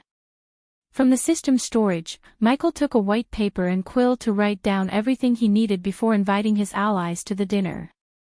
Lucifer had his fun. Now was time for Ghost to strengthen his alliances, start his alchemy empire, and finally, make steps towards destroying the Guardian Guild once and for all. Chapter 298, No Peeking Lizard. At the moment, inside one of the rooms in Raylene's home, Gaia was carrying Nightmare in her arms while closing his eyes using one hand. "I'm not peeking," Nightmare lied as he tried to peek through the gap between her fingers, yet he couldn't see anything. "Where's the food, bitch?" Nightmare suddenly heard a childish voice. "Whoa, what is that? Is that what you call a dragon?" "Looks small than I expected," Nightmare continued to hear the childish voice. It somehow sounded more like Gaia, only childish. "You ruined a good surprise, little shit," he heard Gaia cursing back. "Who is that?" Nightmare pushed down Gaia's palm with his hands to see a creature with 3 heads staring at him on the table. Vidora and Nightmare entered into a staring contest as they looked at each other without even moving their heads an inch. Gaia slowly put Nightmare on the ground. Nightmare started to circle the table cautiously before slowly moving forward towards the Hydra.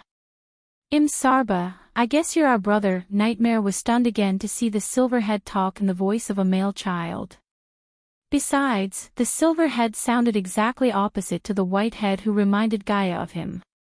He then turned his gaze towards the black head, expecting it to speak. However, unlike the silver and the white head, the black head remained silent. "Enough circling, you overgrown lizard, go fetch me something to eat." Ignoring Iag, Nightmare approached the Hydra step by step. Creak. Suddenly the door creaked open as Nightmare almost plummeted with the table in shock. It was Michael who entered the room. He saw Gaia having a laugh with Nightmare and the Hydra. "Come here," she pulled him closer, wrapping her arm around his. Both of them stood in the room's corner watching the Hydra and Nightmare. The scene reminded Michael of dogs meeting their cat sibling for the first time. Only Nightmare was the dog and the cat sibling was the Hydra here. "Hey, stop," Iag growled, seeing Nightmare sniffing them. Iag kept hitting Nightmare on the face with her head. "Who are they?" Nightmare gently picked them up with his hand.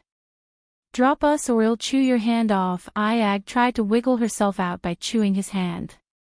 But Nightmare barely felt anything. "That little shit is Iag, the nice one in the middle is Sarba, and the silent blackie is Kane." Together, we call them Vidora. Do you like them? Gaia asked after introducing them to Nightmare. Nightmare once again stared at them from top to bottom. Then, to everyone's surprise, his vertical pupils became rounded as he hugged them grinning. I love them, they are so cute, stop. Egg started to shout when Nightmare began to shower them with wet kisses. Gaia couldn't stop herself from scoping them off the floor before giving them a warm embrace. She hugged Michael with one hand while hugging the Hydra and Nightmare with another. They looked like a perfectly happy family. Placing a gentle kiss on Gaia's head, Michael willed the system to activate the runic teleportation. In a blink of an eye, they appeared in Michael's room in the Abyssal. When they looked at the room, they were startled. The room was spotlessly clean. The bed was made neatly like in high-end hotels. There was not a speck of single dust or broken piece of spider on his work table. Even the mirrors he placed on the wall to survey the kingdom were clean, spotless. Welcome Lord Lucifer, Lady Gaia, Master Sarba, Miss Iag, Master Cain. Nightmare was yet again startled by the stranger. He bared his teeth threateningly at the demon butler. It's a pleasure to meet you again, Master Nightmare, huh? I never met you before. What are you? Nightmare was taken back by surprise. He's a demon nightmare. Just like Vidora, he came from another world. The three of you should go have a talk. Michael waved them off and went to his work table. Gaia saw stacks of crates appear around the table. The room was lit in green after Michael conjured his alchemy flames. Do you need any help? She came to his side. I can manage, you go cultivate. We need to be in our best shape before the tournament starts. Alright, Gaia jumped on the bed to cultivate. The fusion stage bone still had some energy left in it for her to absorb. She flicked her wrist as the femur bone appeared in her hand. While she was cultivating, Michael began to brew potions and concoct pills for the Majestic. He continued to make pills and potions without a rest. Only Azazel accompanied him as Vidora and Nightmare fell asleep while Gaia was still cultivating. Lord Lucifer, can I bring you anything to eat or drink? I saw bellberries in the forest. This is the 8th time you asked this, Azazel. Am not hungry, the arch-energy keeps the body replenished. He took the last herb from a crate. Although Michael was not hungry, he wanted to eat something or drink a mug full of coffee to chase away the sleepiness. He had been making potions and pills for the last 14 hours without a break. It took a toll on his body as he was exhausted both mentally and physically. But as your faithful butler, it's my duty to keep you in your best shape, Lord Lucifer. If I only has a physical body, I would have made you something myself. Why don't you try to make the undeads make me something? Absolutely not, Lord Lucifer. I won't let those filthy vile creatures defile your food. Making them clean your room and the Abyssal is the highest peak of my tolerance of them. Keep an eye on Dalar and his experiments. We can't let the Guardians sniff out this place, he ordered Dalar. Finally, Michael stretched his muscles, yet he didn't stand up. Azazel saw him close his eyes. Azazel thought he had fallen asleep, but after 5 minutes, he opened his eyes again. A black card appeared on the table when he opened his eyes. The card was metallic black, it looked simple yet elegant. On the card's center, one could see a skull embossed. A dragon similar to Nightmare coiled around the skull, while the letter G could be seen behind the skull and the dragon. What do you think? Michael asked Azazel. Azazel moved a bit closer to Michael to see the card clearly. It's beautiful, Lord Lucifer. I assume this is the card you're going to give to your allies as ghost? Yep, Michael nodded. He picked up the card from the table, savoring the design. It cost him 50 badass points to design the card. To get 100 cards, he had to spend 4,998 badass points. The 2 points were discounted by the system. What do you see? Keeping the card in his hand, he asked Azazel, the skull is obviously related to your name, ghost, as the skull often represents the dead and ghosts in this world. The dragon is Master Nightmare. As for the G behind the skull, the others might think it represents your name, but I think it represents Lady Gaia. You're right, Michael expected nothing less from his demon butler. As he said, the skull represented him, the dragon represented nightmare, and the letter G represented Gaia. Except for the people in this room, no one could tell that the G represents Gaia. For others, the letter G was the first letter of Ghost. Hey Race, everything you asked. Long after the sun had risen from the horizon, Gaia entered their room in Abyssal. Michael was still sitting before his work table, brewing potions and connecting pills. She had never seen him overworking himself like this. He always used to take breaks or train with her, but for the last 2 days, he never even moved away from his work table. After looking into the space ring Ricky gave it to her, she could tell he's going to be busier than now. I also brought something for you to eat. A mug of hot coffee, fried rice, and a large piece of strawberry cake appeared on the table. The sweet smell of the coffee made him take a deep breath. His mouth automatically began water seeing the delicious food on the table. Raylene's food always had the tendency to make him feel hungry even when he was not. Where's Nightmare and Vidora? Michael looked around the room before asking. They are playing in the dark forest. Do you know Vidora is immune to the fear toxin in the forest? As she said, she took a bite from the cake. It might be because of Vidora's origin. Remind me to check what else Vidora is immune to later. Michael started to eat his food before she finished off like the cake. More than anything, he wanted the coffee to keep him awake. I sent the invitations to all our allies including Kane family elders and Olivia's father. Let's see whether they accept our invitation to come to the sect. They will, Michael said. He did not doubt that. If they didn't capitalize on an opportunity when they see one, they wouldn't be where they are. After finishing his food, he took a long sip of coffee. He immediately felt refreshed. While drinking, he retrieved everything inside the space ring Ricky gave to Gaia. You want anything else? She asked. Just make sure the security has no holes. I've already hired the strongest adventure groups from the guild. I'm now going to interview them. Good. Before you go, how many spiders do you think we need to monitor the entire kingdom of Breedia? Finish with the fillers needed for this arc. From the onwards, we can finally dive into the good stuff. Chapter 299. The next day after Gaia gave the food to Michael, she came to his room to inform him about the dinner preparations. As she expected, he was still sitting in front of the work table building spiders. The table was filled with tiny spiders, some of them were crawling on the table like they were alive. Everything's ready for dinner tonight, she came to his side. Good, I'm finished here. Michael waved his hand as all the 1,000 spiders on the table disappeared into the space ring in his hand. He then tossed the space ring to Gaia. How fast can you fly? Under a sky of perfect midnight velvet, under stars so brilliant they drew the eyes heaven-bound. The night was a special kind of blackness, the kind that wants only to hold the stars and help them to shine all the brighter. It was a warm black that hugged Michael no matter what, and within its safety, he could feel his own soul all the more clearly, that innocent inborn spark. Whether it was because he was born to be a Dark Lord, he felt stronger and safer in the dark. He was looking at the starry sky from the mountain peak. Despite the light produced by the half-moon and the millions of stars, he was barely visible with his full black attire. A few minutes passed by in peace. Only the silent night accompanied him until he saw a couple of Pegasus flying towards the sect. He took a few steps to drop down from the mountain peak. He felt the wind gushing against him, the gravity pulled him down faster and faster before he activated the lightning dash to fly. In a blink of an eye, he turned himself into a bolt of lightning to reach the sect. The dinner table was set in Claire's manor. Michael landed before the manor to see Ricky and Daniel waiting to welcome the guests. They wore gold-embroidered gray coat suits.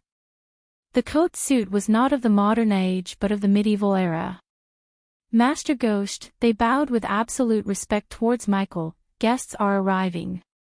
Be on your guard. Yes. Yes, Master Ghost, Ricky stuttered. This was the first time he had been to a dinner like this.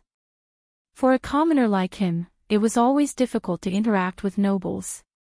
Daniel was able to hide his anxiousness, unlike Ricky who was shivering from top to bottom.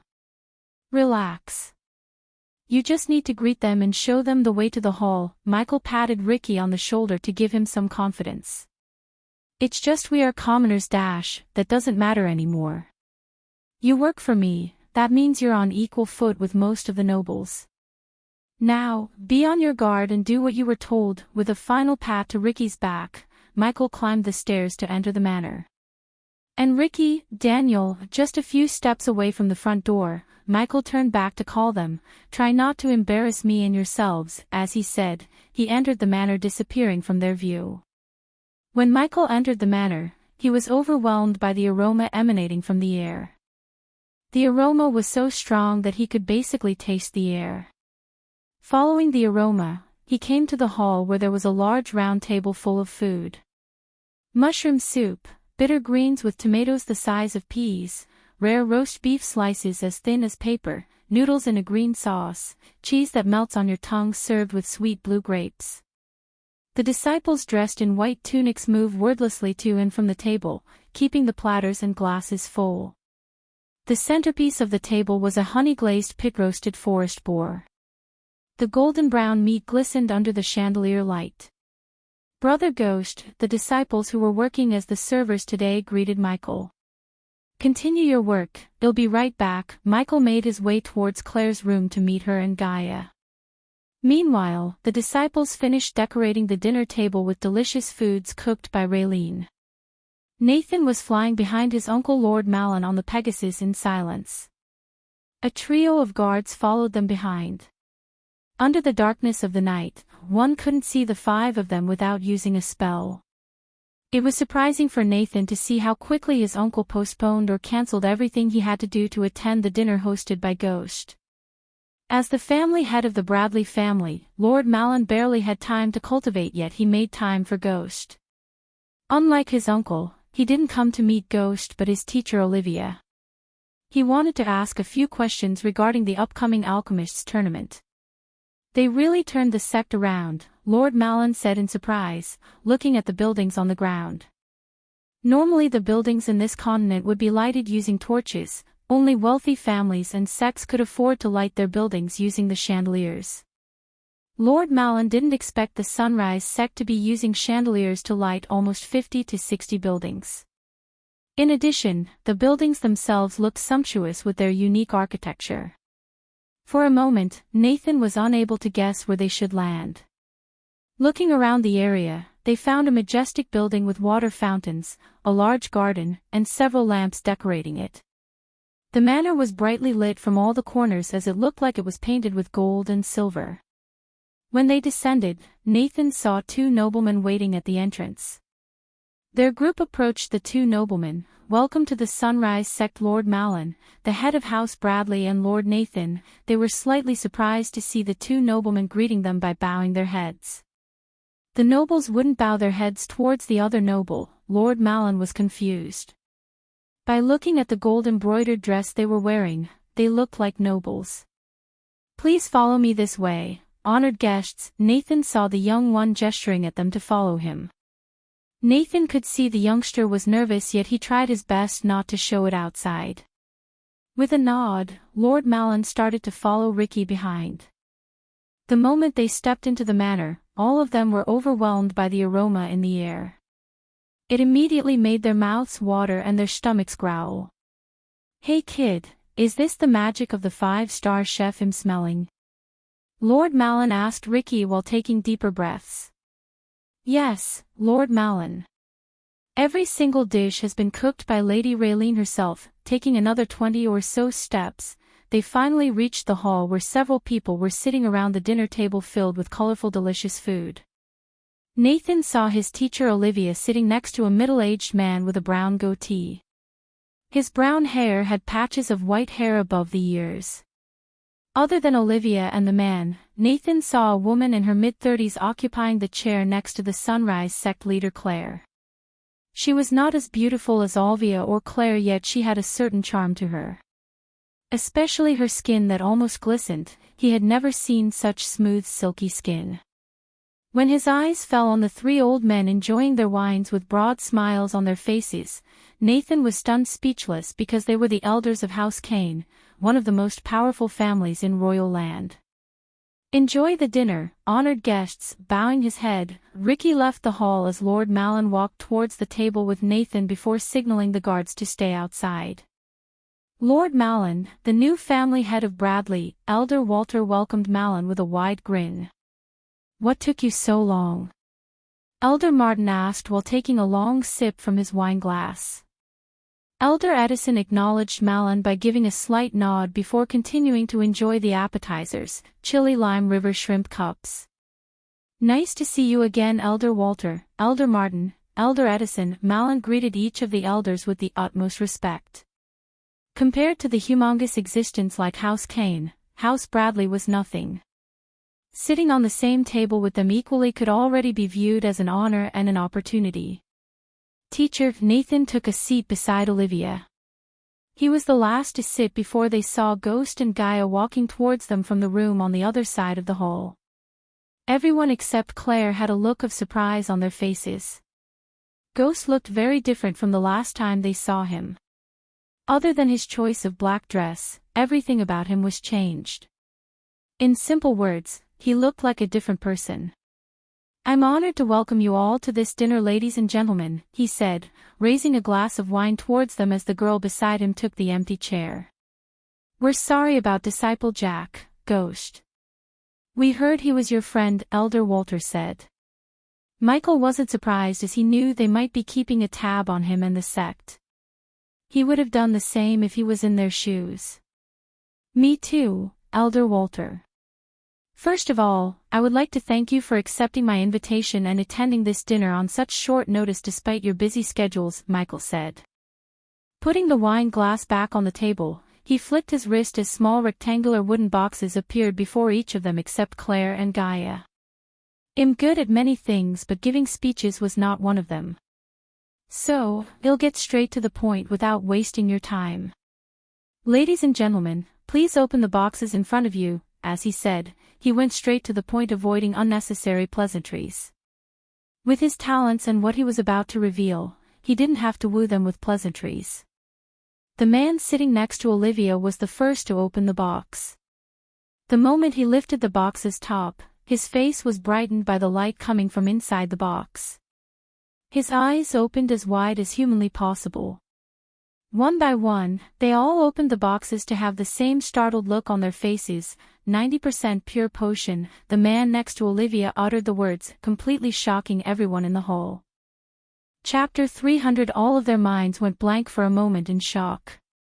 Except for Elder Walter Kane, who saw a 92% pure potion in a ruin a few decades ago during his time on the Azure continent, no one had seen a potion with more than 85% purity. Elder Edison gently picked up the glistening blue potion and the blood-red pill gently from the box.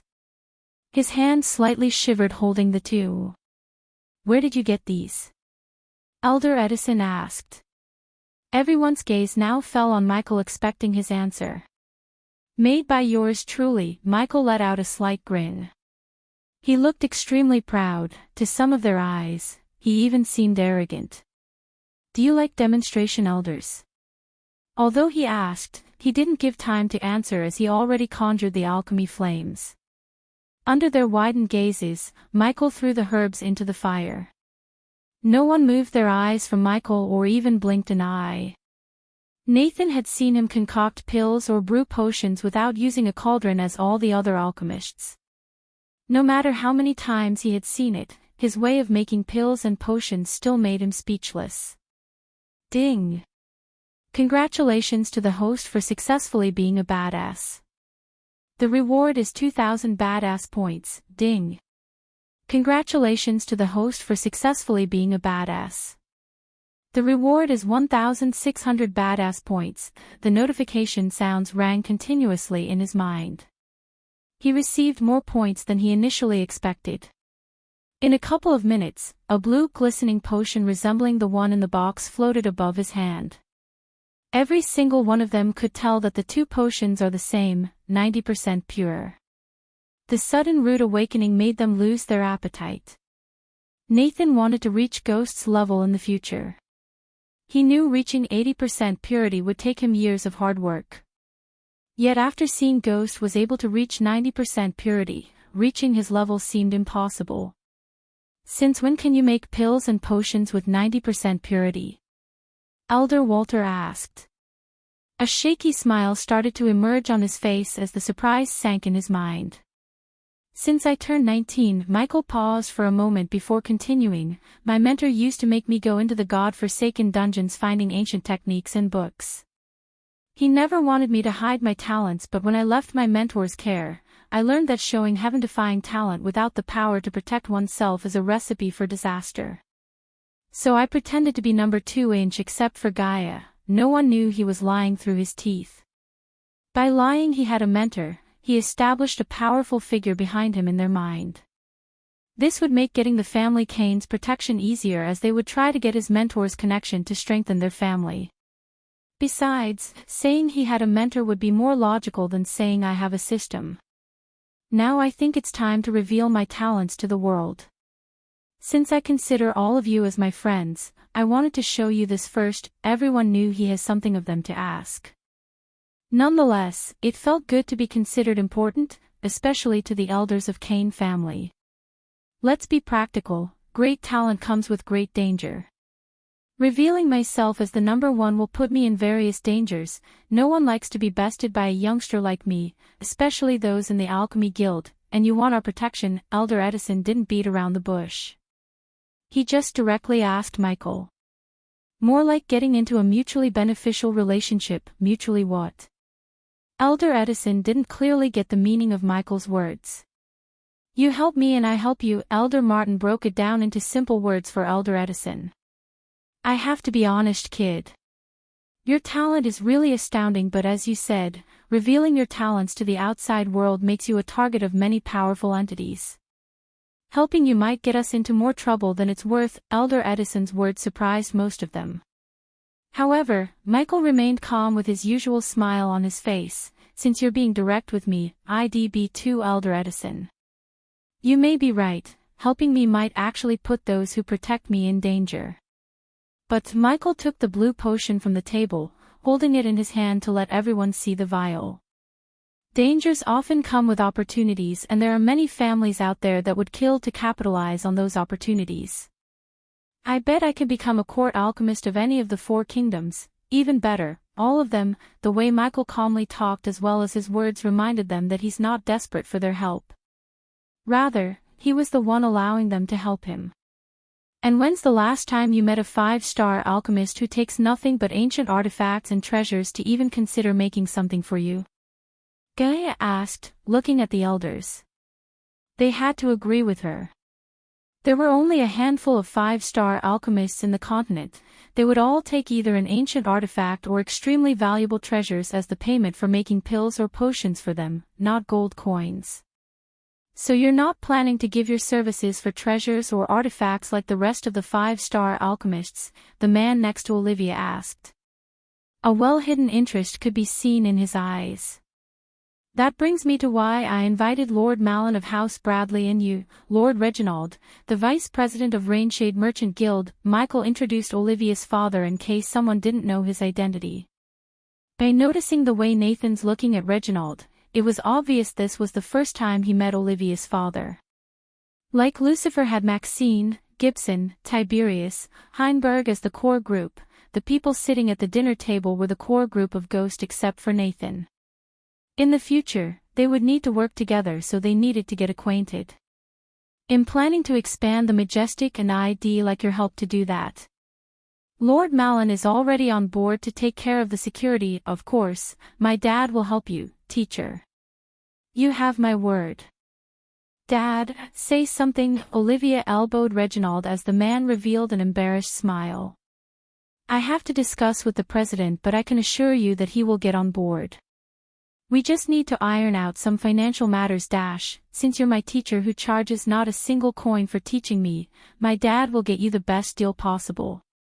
Won't you, Dad? Olivia glared at her father, giving him a death stare.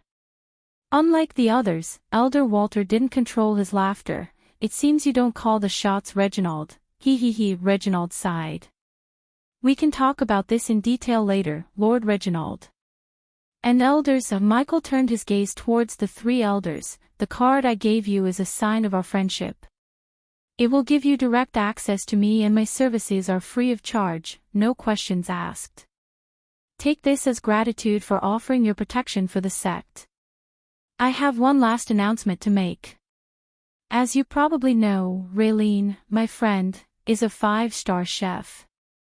We are opening a restaurant in Rivertown next week. I'd be honored if you all came to the opening with your families. Now, please enjoy the dinner. My men outside will take you to me if you want to meet me later. Michael raised the wine glass one more time before leaving the dinner table. He wanted them to enjoy the dinner while making up their minds about helping him, especially the elders of House Kane. They were the biggest pieces of pawns in his game. Earlier, when they agreed to offer their protection, they didn't stand to make enemies out of the alchemists of Guild. This time, it was different. People like Gabriel might be pissed when Michael reveals himself as the number one. As far as he knew, the Alchemist Guild was unlikely to go to war with a powerful existence like House Kane. An official alliance would have to come from people above the elders in the family hierarchy. This dinner was just a way to get the elders to make those people agree to the alliance. Michael and Gaia stood before a window in an empty room. They were enjoying the view of the starry sky in peace when they heard someone knocking on the door. "Come in," Michael said. Soon the door creaked open to reveal Ricky, who was leading Reginald to him. "Master Ghost, Elder Walter asked me to give you this." Ricky handed over a sealed letter with the House Kane crest on before leaving the room. "Lord Reginald," Michael shook Reginald's hand. "Miss Elia," after Ghost, Reginald shook Gaia's hand. "I assume you're here to talk about the financial matters." Reginald nodded. "How many potions and pills can you give us a month, Master Ghost?" "You're more suited to answer that question than me, Lord Reginald. Assuming you want to target the entire continent, I'd say 600 potions a month would be best." Both Michael and Gaia were surprised to hear him. They expected the number to be much higher than 600. Looking at their surprised faces, Reginald smiled. "Since you're giving your knowledge to my daughter without charging, I'll return the favor by letting you in on a trade secret. Always keep the demand higher than the product availability. People need to search everywhere to get their hands on your pills and potions, Master Ghost. If they could get them easily, demand would eventually dry out and price would go down." Michael couldn't help wondering how his products could lose demand, yet he avoided arguing with Reginald because he was the merchant who knew about business more than him. Therefore, he decided to let Reginald do what he does best. "All right, we take your advice. Now, shall we discuss the price and your cut?" With a wave of her hand, she placed 2 sofas on the room for them to sit.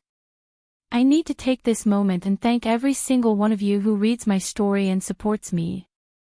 Reaching 300 chapters wouldn't have been possible without you guys and gals. I'm truly out of words to show my gratitude. The only way to show my gratitude is by giving you more quality chapters. I've been constantly working on improving the quality of the already published chapters and doing my best to pump out chapters with minimum errors. Thank you again. Yours truly." Chapter 301. "So 20% is the lowest you can go?" Gaia asked. "If it was up to me completely, I would not even take a cut considering what you're doing to Olivia. However, the Merchant Guild rules are pretty strict. I have to convince those old muckers to invoke the Golden Opportunity rule to get you this 20%. I have to call in every favor." 20% will do then." Michael knew Reginald was doing his best. The man did not seem like swindling Michael but genuinely trying to get him the best deal possible. 20% for you, 10% for House Bradley. You said you can sell a potion or pill for the price of an average of 80,000. 600 into 80,000 is 48 million. Minusing the cuts, 14. 4 million. Well, get 33. 6 million. Michael was really surprised to see her mathematical skills. She was like a human calculator. She didn't even blink doing the calculations. Since our income will surpass 10 million, we need to pay the bloody taxes. What's the going tax rate of the kingdoms? It took Reginald a couple of seconds to answer as he was stunned by the girl's skills and numbers.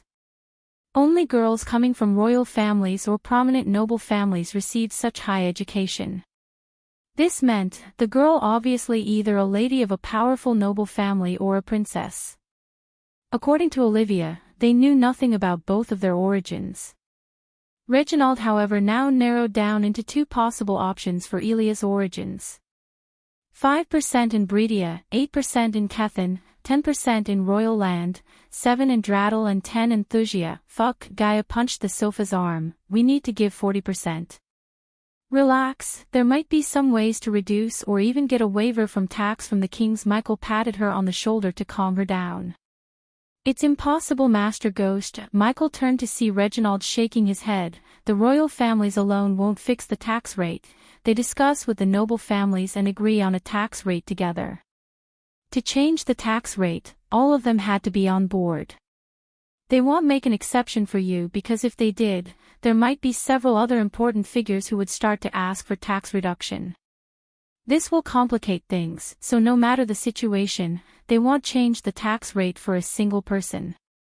It's either tax rate increases or decreases for the kingdom as a whole. Trust me, it's better to pay the taxes.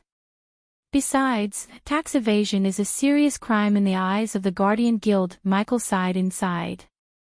The Bloody Guardian Guild was in every step of his path to greatness. Although 40% of his income was a huge chunk, he knew it was better to pay the tax as Reginald suggested. 40% tax, 30% cuts, that means we'll get only 14. 4 million, if we take into the maintenance of our herbal garden, we'll roughly get 14. 2 million a month, that's more than many noble families make a month, Master Ghost. The Rain Shade will take care of paying the taxes and everything. You just need to sign an agreement and give us a payment method to put the gold each month. Gaia nodded before turning her head to look at Michael. It's time we get a pay cube from the Grand Spire Bank. Michael let Gaia handle the negotiations while he opened the letter given to him by the Kane family elders. Come to Kane family compound in Royal Land before the championship tournament begins. Michael read the words written on the letter in his mind. It was obvious that the Kane family needs him to do something for them before they agree to offer their protection. He kinda expected this. After all, there was no such thing as freebies in this world. The lights are out, get ready. There were 3 figures hiding in the forest surrounding Claire's manor. Due to the darkness, one could not see them except for several glistening stones in their hands. The stones were in a perfect diamond shape, radiating a faint navy blue light. They have a dragon and a soul refiner. We don't need to wake either of them. Everything must be in place before the young master arrives. The figures were talking in husky voices as they continued to hide the stones in the bushes, under the tree roots, and on top of the branches. They continued to place several stones deeper into the forest while keeping an eye on Claire's manor. It's done, we just need to lure him out somehow. Remember, we only need him. The sound-sucking array in place. Good. The young master said he'd be asleep after dinner. We need to do something to wake him up and come to us. What kind of cultivator sleeps every day like a commoner? Apparently he is. How do we wake him up without the others? Shook, something's moving. The 3 figures suddenly went silent as they heard a rustling sound coming from the forest. Have you 3 idiots done everything I ordered you to? Regardless of the cat's eye potion they drank, they could barely see what's in front of them. Yet, they immediately recognized the person as their young master after hearing the voice. Yes, young master. We were just thinking about how to wake him up and make him come to us. That's beyond the limit of your brains, the young master said. The 3 servants waited for him to see how their young master was going to wake Ghost up. Instead of doing what they were expecting, the young master walked towards a tree. He placed his hand on the tree as a symbol of a tortoise appeared on the tree. It glowed in gold color for a few seconds before fading away into the tree. He continued to place the runes in a large circle. Each time he placed a rune on the tree, it glowed brighter and brighter. The glow of the runes helped the servants see their young master clearly. He wore dark brown armor made of what looked like a magical beast skin. One of the servants who saw the armor had a look of utter shock on his face. Young master, is that the Blackwing Saurus armor? Surprisingly you're correct. Get 1,000 gold in my name. The young master's words made the servant's heart jump out in joy. This was why they worshipped him no matter how many times he cursed or beat the crap out of them. End of the day, the young master always took care of them. Young master look, suddenly another servant pointed at Claire's manor. Thanks to the cat's eye potion, they could see a figure walking out of the house. Well, the prey has come outside. Unlike the servants, the young master drank a high-quality cat's eye potion. He couldn't help smiling thinking that he was stalking the person who brewed the potion in the first place, Ghost. Are the recording stones well hidden? Yes, young master, good, I want to record his every single move. Now get out of here. The servants quickly ran away from the place leaving the young master alone. After seeing his servants retreat to a safe distance, he flicked his wrist as a longbow appeared in his hand. The young master raised the bow as an arrow made of sparkling silver energy materialized out of thin air. Taking a long breath to steady his aim, he released the arrow. Whoosh! The arrow pierced through the air at extreme speed. Just when the arrow was about to hit its target, the young master saw Ghost catch the arrow in the mid-air. The arrow shattered in his hand. Take the bait, the young master grinned, seeing Ghost look in the direction where the arrow came from. As the young master calculated when he studied Ghost, he used the speed spell. It took him only a couple of seconds before hearing the cracking noise of the lightning bolts. The young master's bow disappeared from his hand. He remained calmly expecting his target to arrive. Suddenly, the runes he previously placed glowed brighter and brighter, producing a faint whistling sound. Following the glowing runes, a faint dome of blue energy appeared around in a 5-meter radius. Inside the dome, the lightning bolts disappeared to reveal his target, Ghost. The light produced by the golden rune revealed one to another.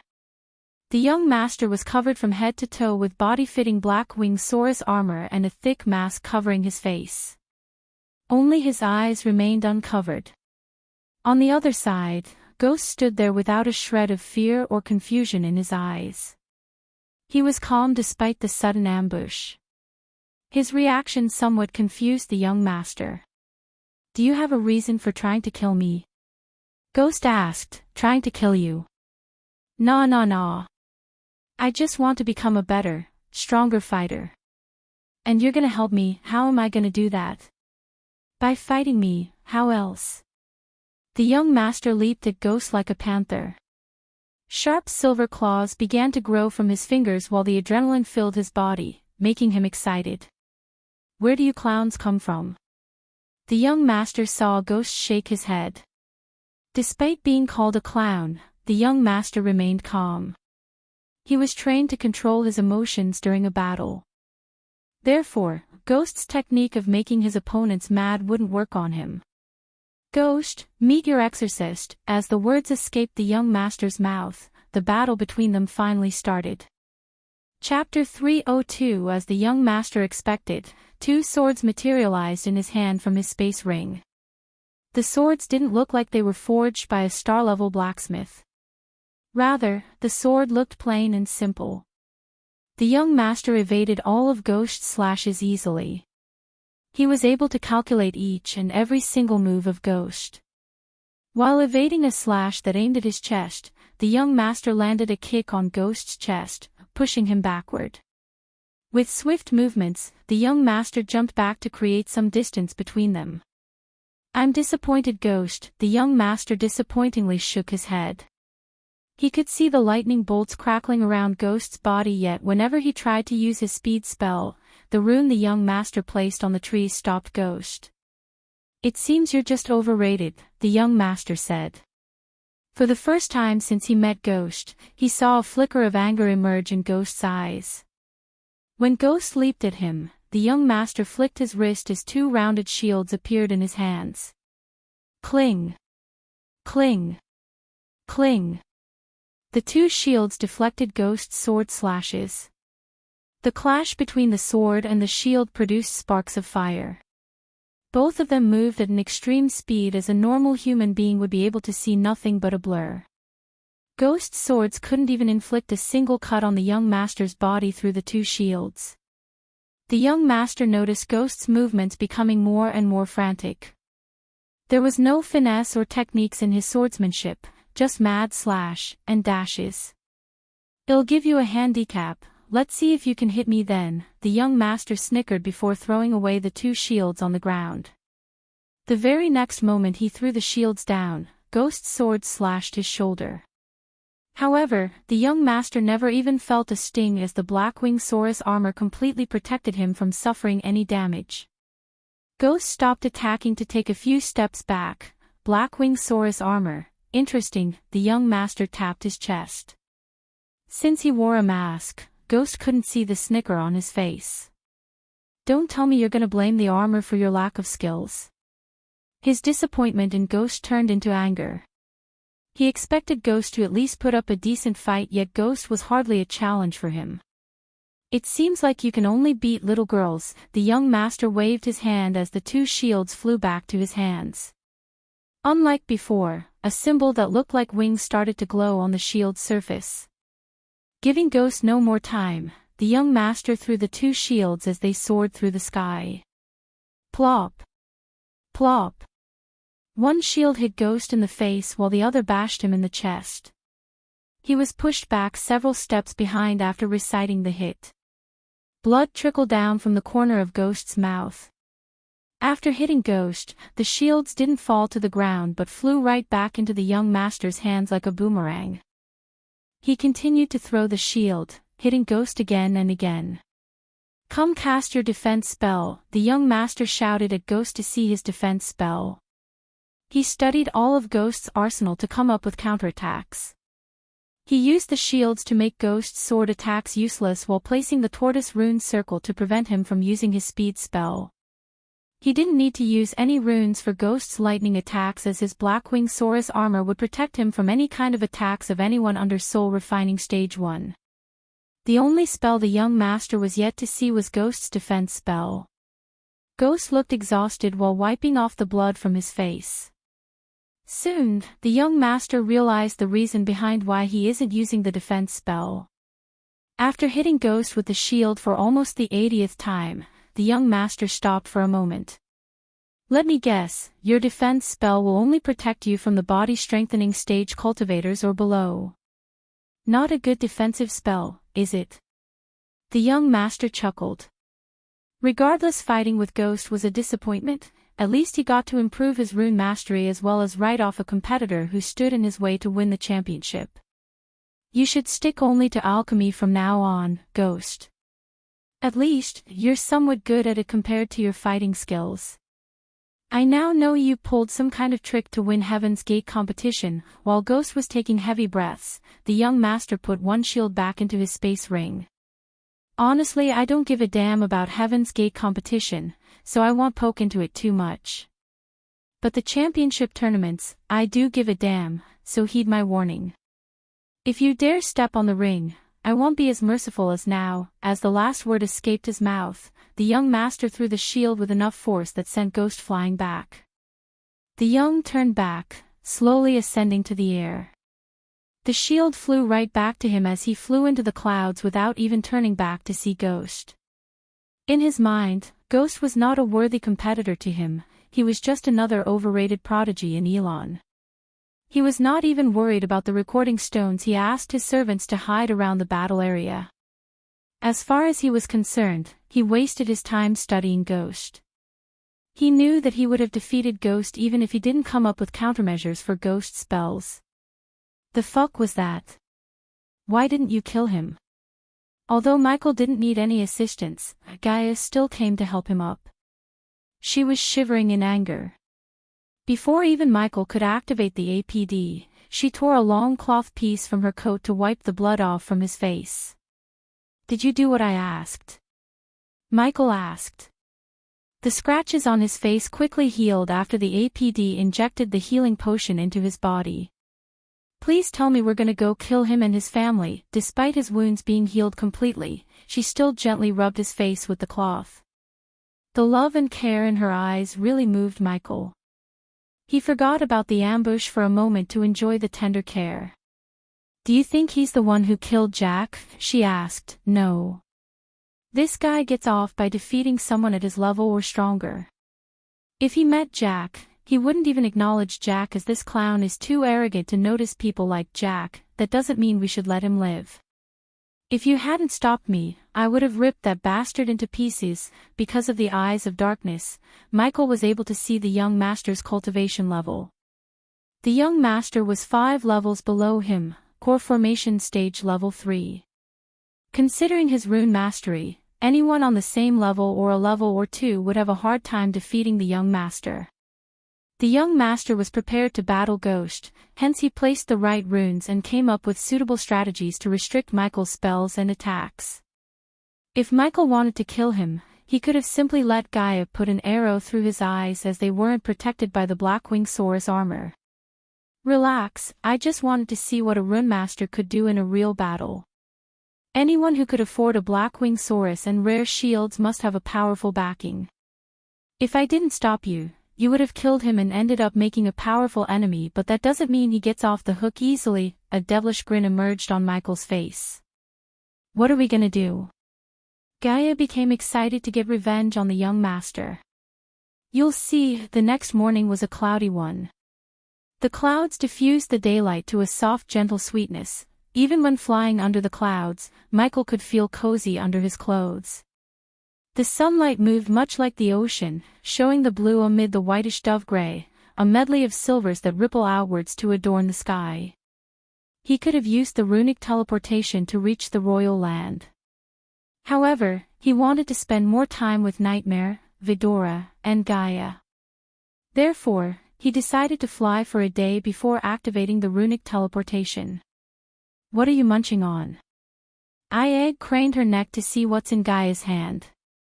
Currently, Vidora relaxed in Michael's inside coat pocket while Nightmare leisurely rested on Michael's right shoulder. No. As she looked like a chipmunk with her cheeks bloated due to the biscuits inside her mouth. She was afraid the 3 of them would steal the cookies, so she ate them as fast as she could. Don't lie to me, bitch. Give us half of your hoard, Iag threatened Gaia. If it wasn't for the other 2 heads remaining calm inside Michael's pocket, the white head would have jumped outside to steal Gaia's cookies. One day, I'm gonna roast you and sell you as a delicacy in our restaurant. Come on, give them a cookie, Nightmare said as Gaia rolled her eyes. I did give them, 24 cookies. Don't fall for their tiny body, they will eat you whole if they were allowed to. Especially that white little shit. Nightmare's eyes opened wide in surprise. Humph, only 24, not 200, Iag snickered. They continued to bicker along the way while Nightmare and Michael chose not to interfere between them. After flying for almost half a day, Michael activated the runic teleportation to reach the royal land. Chapter 303. When the sun disappeared into the horizon, Michael appeared in the alley behind the old ship tavern. As usual, the tavern was buzzing with the crowd. Michael and Gaia put on dark hoods to cover their faces while Nightmare shrunk himself to hide within Michael's coat pocket. If this was any other day, Michael wouldn't have hidden his identity but strolled around the kingdom with Nightmare on his shoulder to spread his legend as well as earn badass points. However, the letter left by the Kane family elders gave off a sense of secrecy. Showing himself to the public wouldn't be a good idea if the Kane family wants anonymity with what they plan to ask of him. The city seemed busier in the evening than in the morning. Gaia led him through the large lane going towards the north side of the city. Both sides of the lane had lines of lamps lighting the lane. The street and the shops were filled with people. Occasional street food vendors called out to anyone who looks in their ways.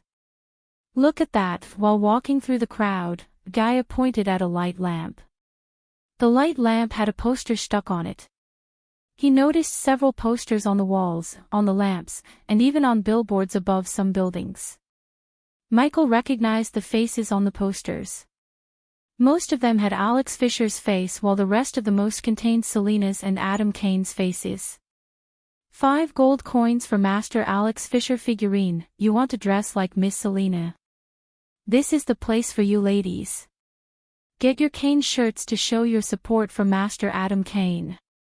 Jason Myers Fans Club is this way. We have Miss Sabrina's sword props. The further he walked, the more he saw the merchants selling all kinds of stuff. You know, I heard our faces are everywhere in the river town, Gaia said in a husky voice. Michael noticed a few disciples of the Sunrise sect running around in late hours. Before now, he thought they were dealing with their personal stuff. It seemed like the disciples and the Rivertown people were planning something to surprise them when he visited Rivertown to open his restaurant. The people of Rivertown worshipped him for several reasons. First, he protected the town from the Netherals. Second, the Majestic created lots of traffic as many nobles and people traveled through the Rivertown to get to the sect. This gave a new life to Rivertown's boat services and small shops.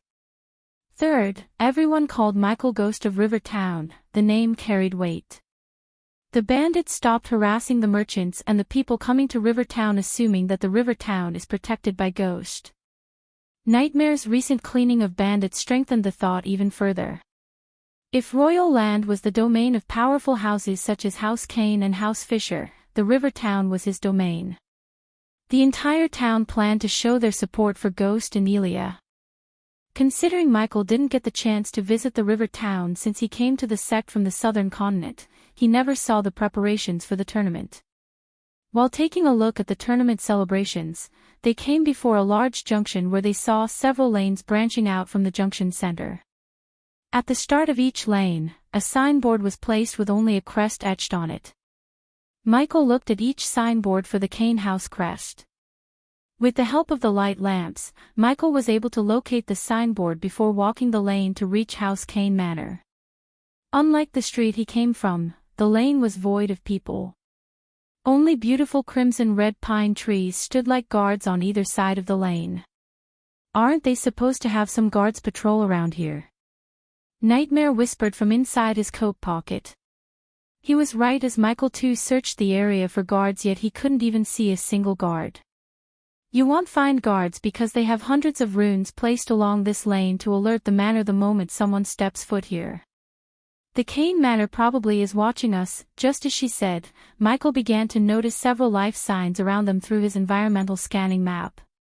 Some of them were flying way above the clouds while some of them blended with the foliage. Eventually, after walking for almost 10 minutes on the lone road, the lane opened up to reveal a huge land with a grand castle standing majestically in the distance. When Gaia said Kane Manor, he expected to see a manor, not a frickin' castle. 5 thin, square towers surrounded the castle in almost a perfect circle. Around this incredible castle were connected by giant, chunky walls made of white stone. Stylish windows were scattered thinly around the walls in fairly symmetrical patterns, along with symmetric holes for archers and artillery. A huge gate with heavy wooden doors, a regular bridge, and large crenellations offered a warm haven within these cold, isolated lands, but it was not the only way in when one knew the castle's secret passages. Lush fields of crops surrounded the castle walls, providing the inhabitants with food all year round. This castle looked well preserved, but without knowing its history, it was impossible to tell if it's a newly built castle or a well-kept one. The castle looked majestic under the light of the moon. Not only Michael but also Nightmare peeked his head out of Michael's coat to enjoy the castle's beauty. Stop gawking, you two. Compared to my castle, this is like a poor hut. As Gaia rolled her eyes, a bright light dashed towards them like a shooting star. The light gradually slowed down to reveal Elder Walter's smiling face. Welcome to Kane Manor, kids, more like a castle. Michael let out a burst of laughter. The elder laughed with him proudly before leading Ghost into the castle. The 3 of them took off to the sky instead of walking. Michael could see the castle's ground from the sky more clearly.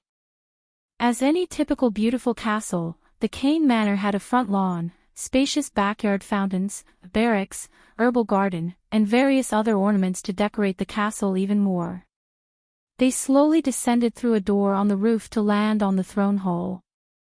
Huge braziers half enclosing each of the 6 ivory columns light up the entire throne hall and paint the hall a range of yellows and oranges.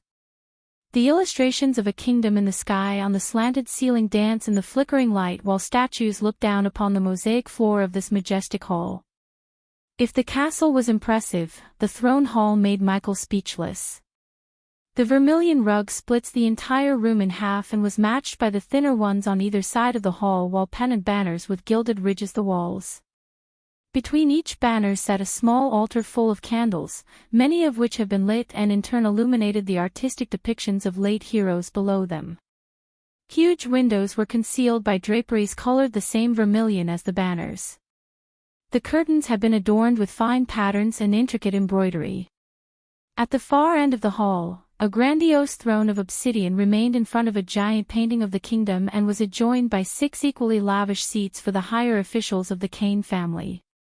The throne was covered in gilded illustrations, fixing on each of the wide armrests is a carved petal. The light pillows were a dark vermilion, these too had been adorned with adorned quilting. Those waiting to meet the Kane family elders could do so on the abundance of luxurious and comfortable maple benches, all of which were facing the throne in a V-shape. Those of higher standing could instead take seats in the luxuriant balustrades overlooking the hall. Elder Walter led Michael and Gaia towards the luxurious seats nearest to the throne. "Wait here, Ghost," Elder Walter gestured to Michael to take a seat before clapping his hands. Soon, 2 young maids came running to Michael's side. "Take care of them," Elder Walter said to the maids before leaving the throne hall. "I'll take hot water with a drop of lemon, please," Michael told the maids. They looked surprised as they expected him to order expensive wines or delicacies. "Same for me too, right away, young master, young miss." The 2 maids rushed back into the kitchen, leaving Michael and Gaia alone in the throne hall.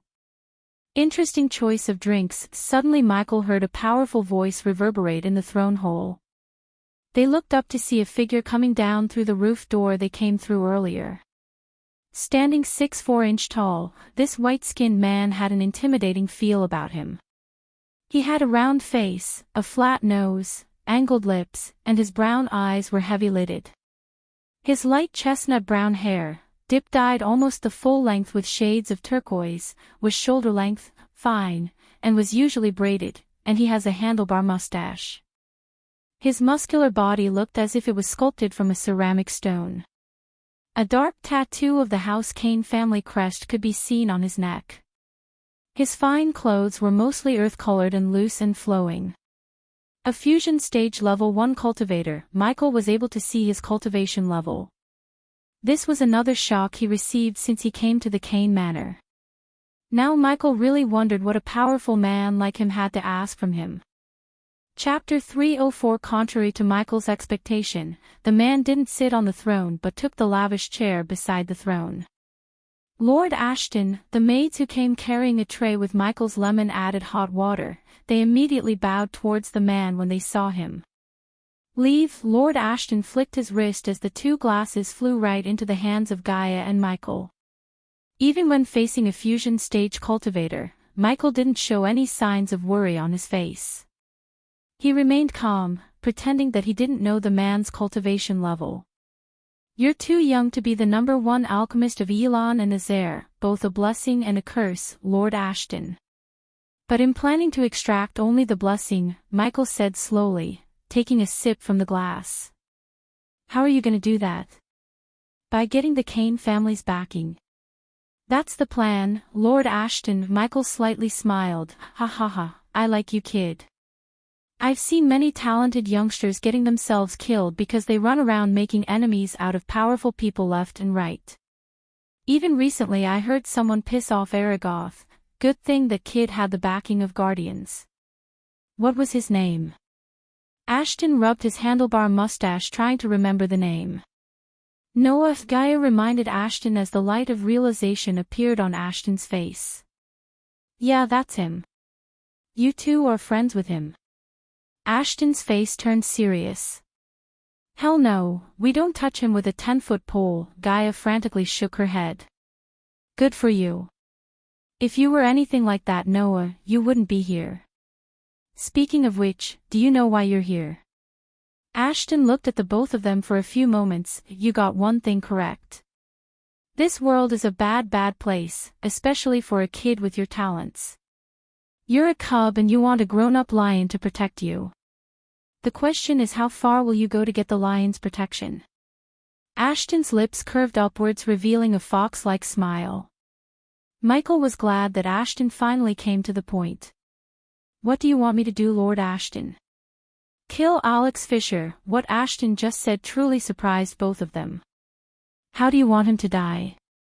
Gaia's eyes and mouth opened wide. She was startled to see how quickly Michael agreed to kill Alex, who is a prodigy of House Fisher. Ashton grinned, just like that. You're not gonna even ask why. He had seen many youngsters over the years, but there was something different about the youngster before him. Behind the young man's calm smiling face, Ashton could see the cold killer. There was no hesitation in his eyes.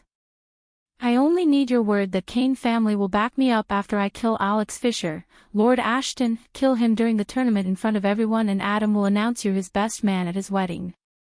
That will make you practically family. You have my word, and that's good enough for me, Lord Ashton. Michael nodded. Great, my people will make sure you and Alex get to fight. You make sure he dies. Elder Ashton closed his eyes, mumbling something under his breath for a moment as a blue smoke surrounded him. In a blink of an eye, the smoke faded into thin air along with Ashton. After spending some time alone in the throne hall, Michael was just about to stand up to leave the hall when he saw Elder Walter hastening towards them. Did you agree to it? Agree to what? Agree to kill Alex. Elder Walter seemed like he just heard from someone that Elder Ashton asked him to kill Alex Fisher. Michael just made sure that Elder Walter didn't hear anything about killing Alex Fisher from him first. Elder Ashton just informed us about the plan. This is big. Elder Walter was pale in shock. Michael should have been the one to get startled, yet it was Elder Walter who was terrified of Ashton's plan. He wants you to know the importance of this task. Elder Walter handed over a space ring to Michael. He looked into the space ring to see stacks of gold coins, almost 50 million in gold coins. Let's walk and talk. Michael handed over the space ring to Gaia. Just like him, she was also stunned by what's inside. You know about House Oswin? While walking out of the throne hall, Elder Walter asked Michael. Yeah, met a couple of them back on Kethin. At the annual auction. Gaia controlled her urge to laugh thinking about the time she roasted the House Oswin elders when they tried to buy the Demon Soul Stone. For more than 100 years, both House Kane was trying to establish an alliance with House Oswin through marriage. But we were unable to due to various reasons until now. Our house head wants Adam to marry Ariana of House Oswin. If this marriage happened, House Kane and House Oswin will be lifelong allies, will be stronger than all the other houses in Royal Land. I assume things are not going in your way, Gaia asked the elder as he sighed. No. There are rumors that House Fisher is making moves to marry Alex to Ariana. Gaia knew by rumors he meant House Kane's informants in House Fisher. I thought he was gonna marry Selena. He is. That little bastard trying to knock down two birds with one stone. Michael often forgot that marrying more than one girl is normal in this world. Alex would probably be planning to marry Selena for love and Ariana for political reasons. If he were to marry Ariana, everything we planned to get would become House Fisher's. That's where you come in. They walked out of the throne hall. The three of them started at the golden paddy fields under the glistening moonlight. You think you can survive the tournament until you match up with Alex? The tournament is a war zone. Every noble family and powerful person uses it to take a shot at their competitor. Killing young talents is one of the efficient ways to cripple a noble house in the long run. Michael didn't answer Walter quickly. He would rather let his actions speak than explain his abilities to the elder. Is Adam participating in the tournament? Gaia asked while Michael was remaining silent. No. Like I said, killing young talents is one of the efficient ways to cripple a noble house in the long run. If we're planning to get rid of Alex, they might be planning to do the same to Adam. They won't anticipate you to kill Alex, it will be done, Elder Walter. Although Michael agreed to kill Alex, he didn't completely trust them enough to leave the castle without assurance. If they tried to screw them by not backing him up after killing Alex, the entire kingdom would see Elder Ashton's conversation with him. The moment he stepped onto the castle, he let out his spiders to record everything for insurance. It was a risk to let the spiders spy on a fusion stage cultivator, yet Michael took the risk for his safety. If House Kane was to enter into an alliance with House Oswin, not only the two families but also Michael would benefit from their alliance. The stronger the Kane family, the less he needed to worry about someone messing with him. Wait here, Elder Walter walked back into the castle. Fuck 50 million coins, these guys really want Alex dead. I have a feeling this tournament is going to be one hell of a ride, she elbowed him in the hand playfully. Both of them were confident in their ability to win the competition. Gaia would participate in the championship tournaments for body-strengthening stage cultivators with Michael's help to hide her cultivation from the committee, while Michael planned to kick ass in the main championship tournament for the core formation cultivators. Lord Lucifer, suddenly Michael heard Azazel's voice in his head. What is it? Michael asked telepathically. There's figure running around River Town, painting your logo on the walls. Michael let Azazel monitor the spider camera he put all around the kingdom, so if something interesting happens like this, he would know as soon as possible. Keep an eye on him. We're on our way, as you wish, Lord Lucifer. Gaia knew something was up looking at his face. Something's up. Yes, Michael nodded. He looked around to locate Elder Walter. Luckily for them, they saw Elder Walter walking out of the castle. Take this gift, they were handing out space rings as candies. It really showed their wealth. Since Michael was in a hurry, he didn't look into the space ring as he put it into the system's storage to check out later. Well, Elder, it's time for us to leave. We have much to prepare, yes. It'll keep you no longer. Michael took a few steps forward before he heard the Elder call him again. He turned back to see Elder Walter, and Ghost, if you get into the good side of Elder Ashton, you'll get more than the backing of House Kane. Remember that anyone with a brain would not dare to get into the bad side of a fusion stage cultivator. If it wasn't for the system, Michael would have been killed by Layla inside the treacherous ocean. At this moment, Michael had no idea he's going to meet Layla sooner than he wanted to. After parting ways with Elder Walter, they flew for an hour to put a good distance between them and the Kane family manor. Lord Lucifer, Dark Queen, Azazel greeted them with a bow when they appeared in the room before him. Gaia put the sleeping Nightmare and Vidora gently on the bed before covering them with the bedsheet. Shin then came to join back with Michael to watch the mirrors. There he is, Azazel pointed his ethereal fingers at one of the mirrors. In the mirror, they saw a figure draped in full black robes running frantically through the dark alleys in the river town, painting the letter L on the walls. In addition to most of the people in River Town being commoners, this was the middle of the night, so there was not a single person to catch the black-clothed figure. Who are you? Michael couldn't help asking the question. But he planned to know the answer in a few moments. Chapter 305. Michael and Gaia both transformed themselves into their other personas. Take care of them, Gaia ordered Azazel before disappearing from the room along with Michael. The next moment, they appeared in a dark alley behind some houses. Unlike Royal Land, the river town didn't have lamp posts to brightly light the streets. Only the rich cities could afford Vedrite stone's lamps. The small towns like river towns use torches instead of lamps. He should be somewhere near, Gaia said while Michael willed the system to give him the drones. Soon, 5 drones materialized above their heads.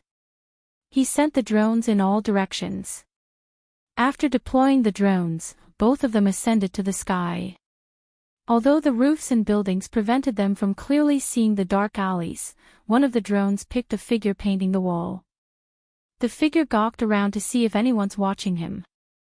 The figure also looked at the sky vigilantly, yet the darkness covered the drone. Since Michael kept a safe distance between the figure and the drone, the faint motor sound didn't reach the figure's ears. Found him, Michael grabbed Gaia's hands before activating the lightning dash towards the figure's direction. The figure was halfway done painting the letter L when Michael appeared directly above him. The bow of Legolas appeared in Gaia's hands. She knocked an arrow dipped with Michael's paralyzing poison. Noticing the figure's cultivation level, Michael sighed in relief as the figure was at core formation stage level 3. Compared to Michael, the figure was 5 levels below him, 6 levels below Gaia. In addition to the fusion stage bone, the 40% boost given to Gaia by the system increased her cultivation speed by several times. Even without any boost, she had a monstrous cultivation speed. With Michael's boost, she became a heaven-defying talent. With her speed, she would never fall back from Michael's cultivation speed. Whoosh! The arrow soared through the air as a bullet fired from a gun. The figure barely had time to react before the arrow nailed his leg to the ground. Ah! The figure squealed in pain. The voice, however, was not of a man's but a woman's. The paralyzing poison immediately spread through the woman's body, making even lifting her pinky impossible. Michael landed before the figure. She was covered in full black clothes from top to bottom. It's a woman, Gaia's brows arched up behind her mask. Let's have a chat in the forest nearby. I heard the forest at this time is particularly creepy and dark, just like we like it, Gaia chuckled evilly. Without wasting any more time, Michael paid the required badass points to teleport the 3 of them to the forest surrounding the river town. The possibility of this figure might belong to the Guardians prevented him from taking her back to his secret lair. He was prepared to do any means necessary to extract the reason why she is painting his symbol all around the kingdom. It was extremely risky as the Church and the Guardians were scouring the kingdom as they speak, to find Lucifer. The forest surrounding the river town was huge, misty, and verdant. Its canopy was contested by maple, larch, and holly. Still, plenty of moonlight passed through their crowns for a hodgepodge of sprouts to burst from the soft, rich soils below. Coiling branches hung from the occasional tree, and a mishmash of flowers, which grew in abundance, enhanced the otherwise green forest floor. A variety of wild sounds, most of which were birds and vermin, filled the air and formed a chaotic orchestra with the sounds of several woodpeckers in the distance. The moment Michael appeared with the figure and Gaia, he took out a bunch of spiders from his space ring. The spiders crawled through the forest ground towards the figure. Just imagining creepy spiders crawling into her clothes made Gaia grimace. Gaia slowly squatted beside the woman who was lying on the ground motionlessly. Conjuring an orb of fire for light, Michael patiently waited to see the woman's face. The moment Gaia pulled off the cloak covering the figure's face, both Michael and Gaia were stunned. Sadie, the girl behind the mask, was none other than the girl Michael first made love to in this world, Sadie Kaplan of Silvermoon. Thanks to the mask they were wearing, Sadie couldn't see their reactions. If Michael had an expression of shock, Gaia had a mixture of shock and anger. In this whole world, she hated 4 women the most, her stepmom, Zanali, Sadie, and finally Layla. Her reason for hating the last 2 was that both of them slept with Michael. Of course, she knew Michael was forced to spirit walk with Layla, yet she hated Layla for putting Michael in danger. Although Michael slept with Sadie way before she confessed her feelings for him, she still hated Sadie. Let's kill this bitch and be done with it, she unsheathed her dagger, placing it on Sadie's throat. I want to hear Sadie Kaplan's reasons for summoning us. Michael also squatted beside Sadie. With a flick of his wrist, he took 2 potions from the system storage, healing potion, and the antidote for the paralyzing poison. Without letting Sadie see the potion, he poured the potion into her wound. Then he injected the antidote into her left arm. Gradually Sadie began to move her limbs. Lou. Lucy. Lucifer, Gaia tried to calm her anger. After what happened last time when she lost control, she was working on anger management. Sadie picked herself up with difficulty. The usual playful smile or the glistening of her skin was nowhere to be found. Compared to the last time Michael saw her, she had lost several pounds to the point Michael could see her neck and collarbones. Her eyes lost their shine, they looked dull like she was crying continuously for several days. Michael really started to wonder what pushed Sadie to this state. "I want to trade my soul," Sadie stammered.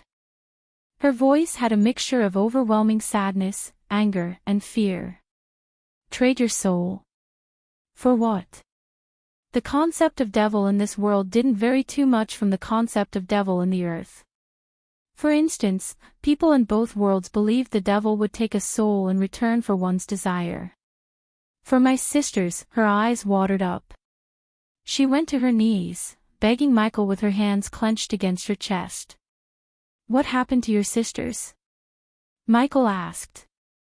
While tears were flowing down from her eyes, Sadie retrieved a stack of posters from her space ring. She reached out to give the posters to Michael.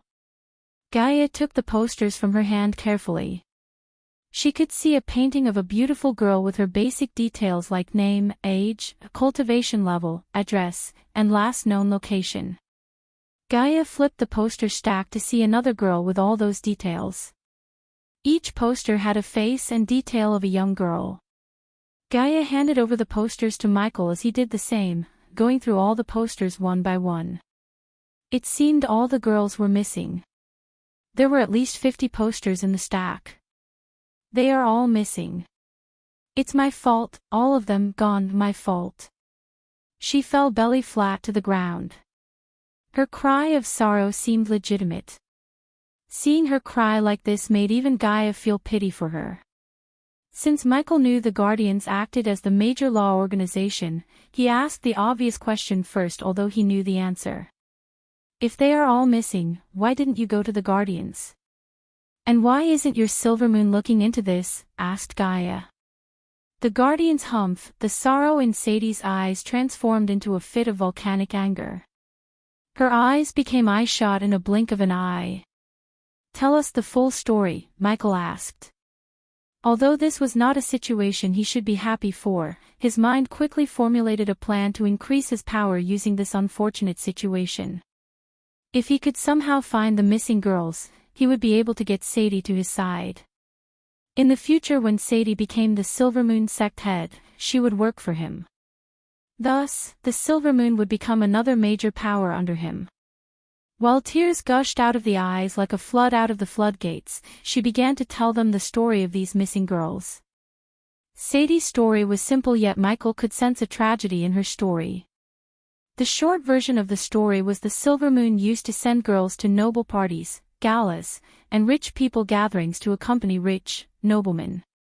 Since the girls were extremely beautiful and trained to sway the men, many noblemen desired for these girls to be their partners even for one night.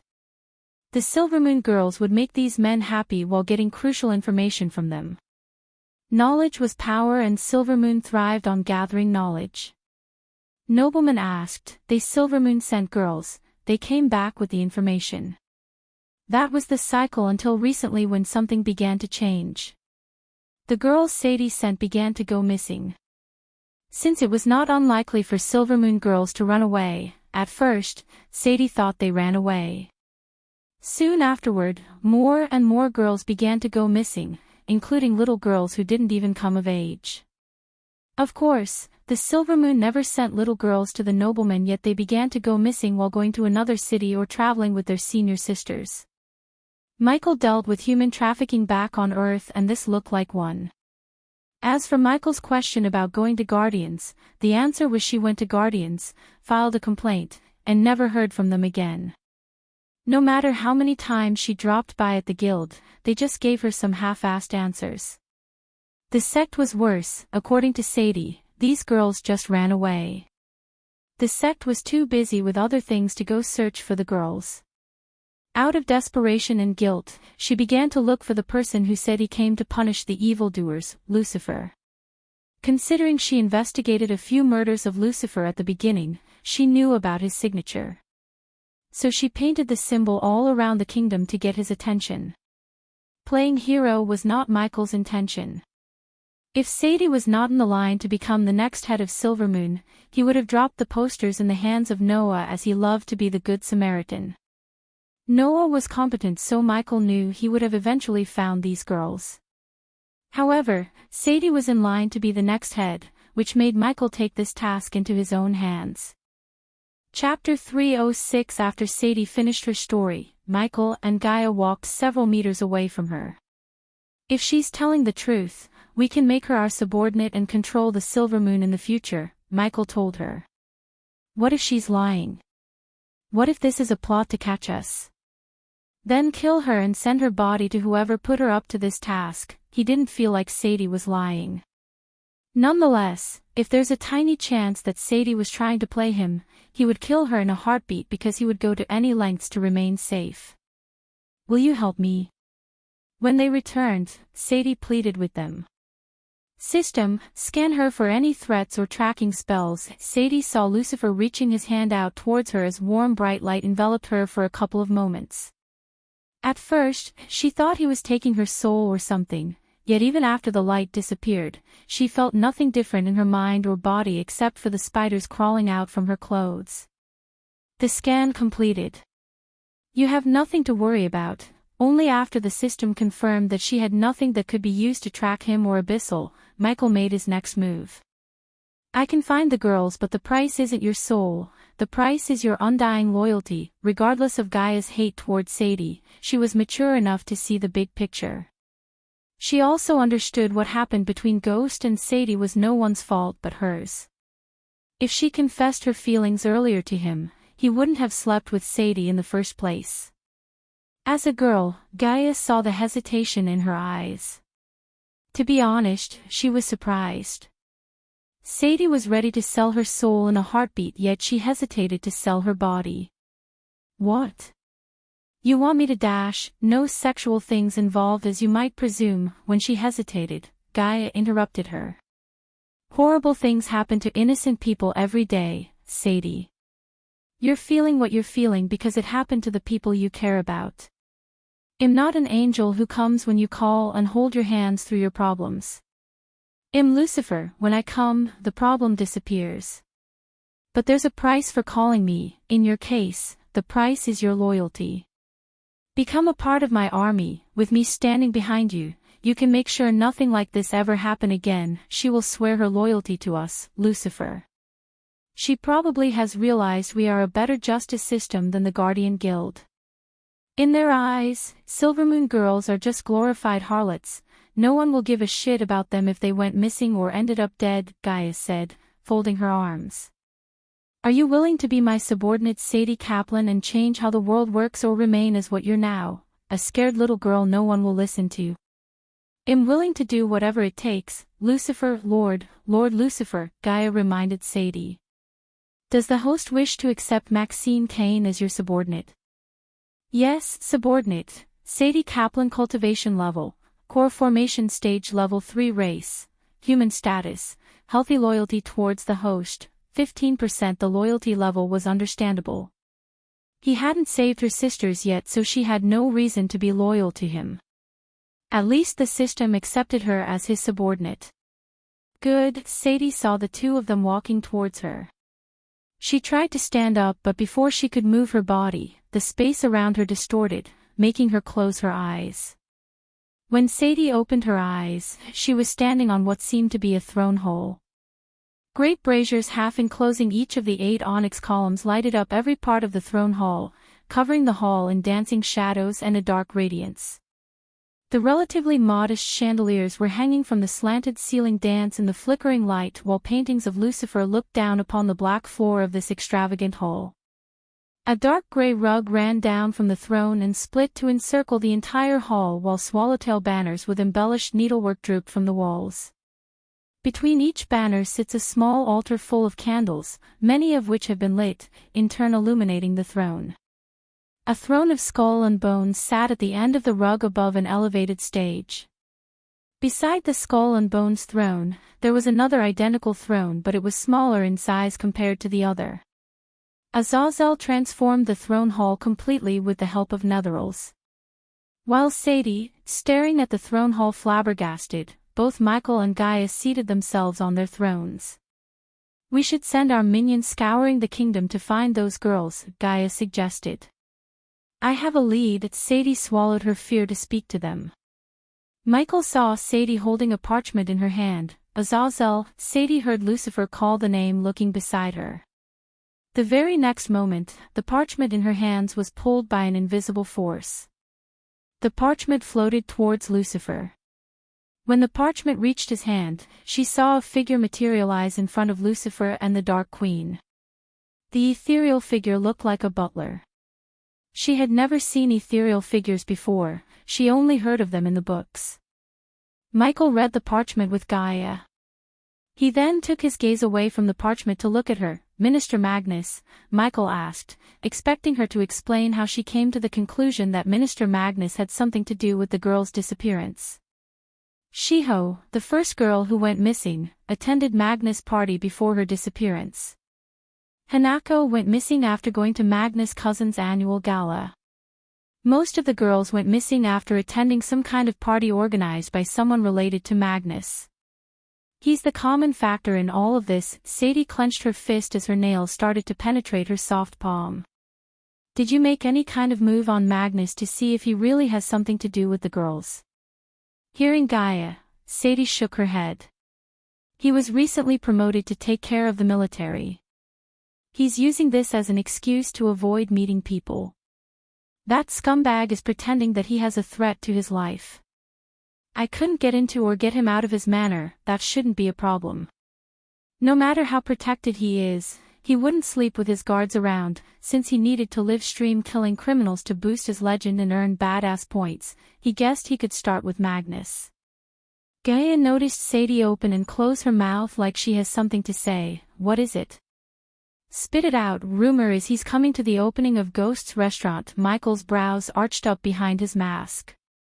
He just asked Ricky and Daniel to distribute the opening posters around the kingdom, yet Sadie knew who's coming to the opening. This was why the Silvermoon sect was so successful, as they were basically a spy organization. With the right guidance and tools, Michael could turn the sect into a super spy organization. Coupled with his spiders spread around the kingdom, he could really see his shadow society thriving in the future. There are a couple of roads he could take to reach the river town. The good thing is they are all coming through forests of the Sunrise sect, Gaia said as Michael took an earbud from his system storage. With a flick of his wrist, he sent the earbud flying towards Sadie. "Put this in your ear. Magnus will be delivered to you here. Meanwhile, don't do anything stupid.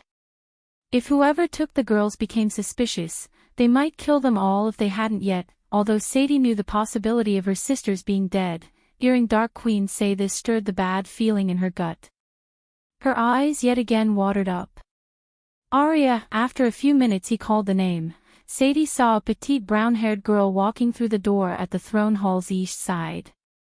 She knelt before Lucifer on one knee, coordinate with Azazel and Sadie and searched the docks and borders to locate anything suspicious. "Yes, Lord Lucifer," Arya said confidently as Michael looked at Azazel. "Tell Dalar to release a few netherals to the royal land. That should keep the church and the guardians busy for some time." "As you wish, Lord Lucifer," Azazel bowed. After giving them their orders, he sent them away except Sadie. "From now on, keep away from the guardians. They are not what they appeared to be." Above those tangerine mountains and sparkling long river, kissed to their heady blush by the sun, were clouds that moved in shoals. And so the sky was equal parts blue and a chorus of grays, streaked with silvers and golds. People of Rivertown were coming out of their homes one by one with sleepy faces. It was still early morning, so the chirping of birds overpowered the sounds of people. Michael and Gaia were standing inside their newly built restaurant, enjoying its beauty inch by inch. Although the restaurant didn't exactly look like the Ristorante La Sponda, it was beautiful in its own way.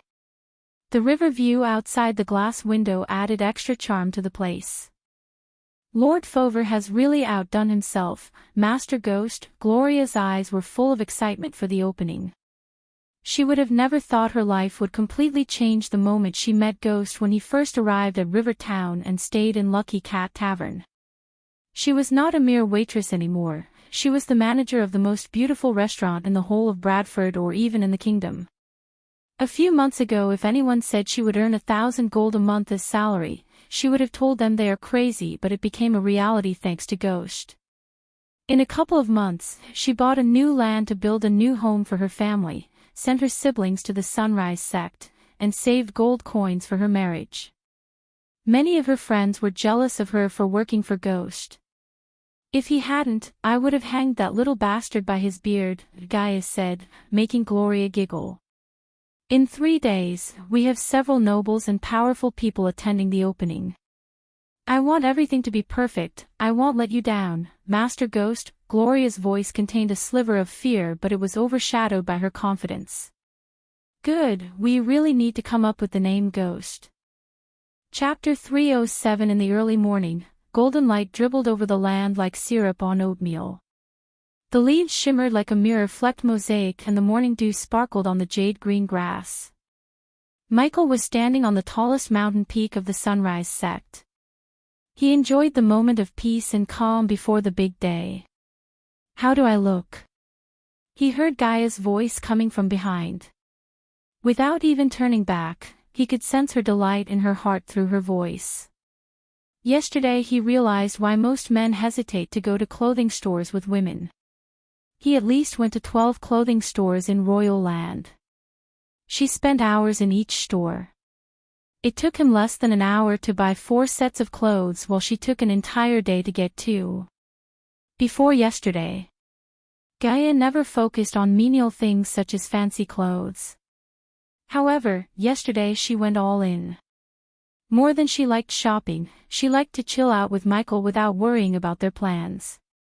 For the first time since he came to this world, Michael wore a cloth set that didn't come from the system store. His long-sleeved, leather jacket covered him to just below his waist and was almost completely buttoned up at the left side. The sleeves of his jacket were a loose fit, reaching down to well below his hands. They were decorated with a single thread lining at the sleeve ends. The jacket had a deep, rectangular neckline which revealed part of the gray elegant shirt worn below it and was worn with a wide rope belt, which was held together by a big belt buckle. The rope belt was almost entirely a functional addition. His pants were simple, a comfortable fit, reaching down to his hide boots. The boots were made from a rare hide, but otherwise a common design.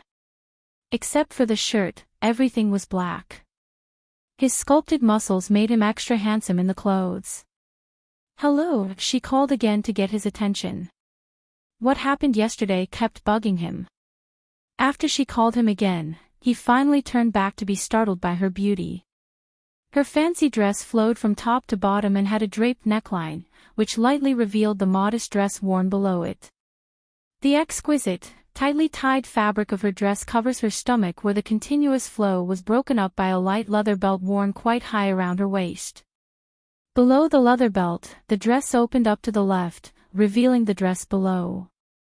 The front of the top dress was shorter at the front and curved outwards, the back continued to flow a short length behind her, ending in a narrow rectangle.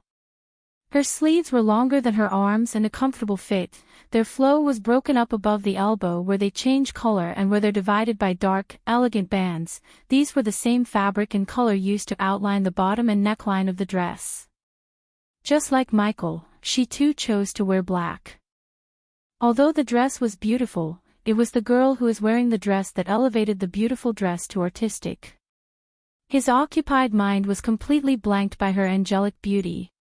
He could see her real face as she didn't wear the mask to put on Elia's face.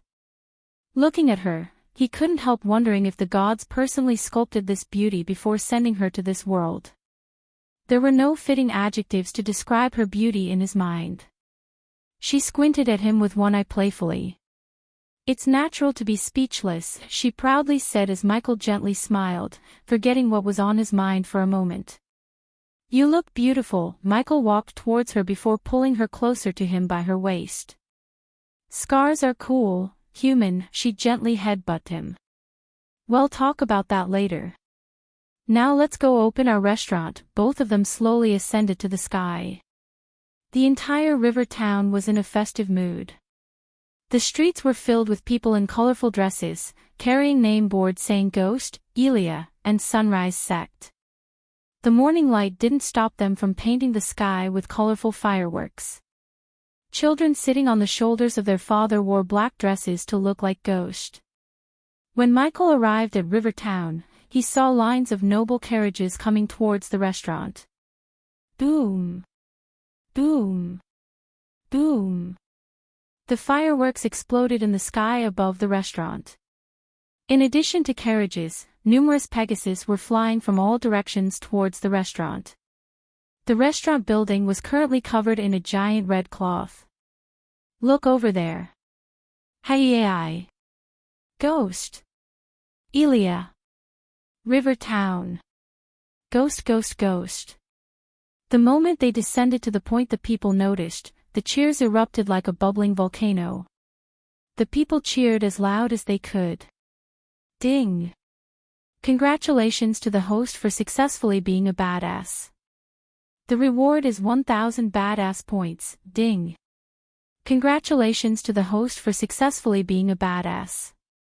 The reward is 2,000 badass points. The notification sounded just as loud as these people, almost giving him a headache. In a couple of minutes, he earned more than 20,000 badass points. The adventurers who were hired to keep the crowd in control were having trouble keeping the people in line. It has been 3 months since the people of the Rivertown saw him. In 3 months' time, the Rivertown's economy and status were elevated significantly. The scene reminded Michael of all the red carpet events. In fact, his last assassination back on Earth had celebrities and fans who behaved just like the Rivertown's people. On Earth, he remained in the shadows. In this world, he was standing right in the spotlight. The restaurant was built on elevated land so the diners could have a better view of the river. The elevated land was designed in the shape of a heptagon with a staircase on 2 opposite sides. Right at the moment, the Rivertown people were on one side while the nobles were using the other to enter the restaurant. Ghost, ghost, ghost. Among the crowd, a boy was screaming Michael's name. The little kid wore the miniature version of a Neo costume to cosplay as him. He was standing relatively close to the front line before climbing the stairs. Michael reached to grab the kid. His father was stunned but didn't stop Michael from taking the kid. How are you, little buddy? The kid was speechless as Michael retrieved a quill from his space ring.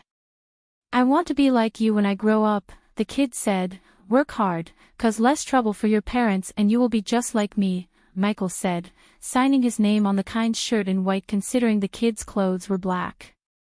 After handing over the kid back to his father, Michael and Gaia continued to talk to some of the people before climbing the stairs to the restaurant. Wind blast. Michael sent a gentle gush of wind blast to calm the people. The sudden wind produced a howling sound, instantly silencing the people. People of Rivertown, Michael began to speak. His voice was amplitude by archenergy to sound loud so the entire Rivertown could hear him. It's been almost a year since I came to Rivertown.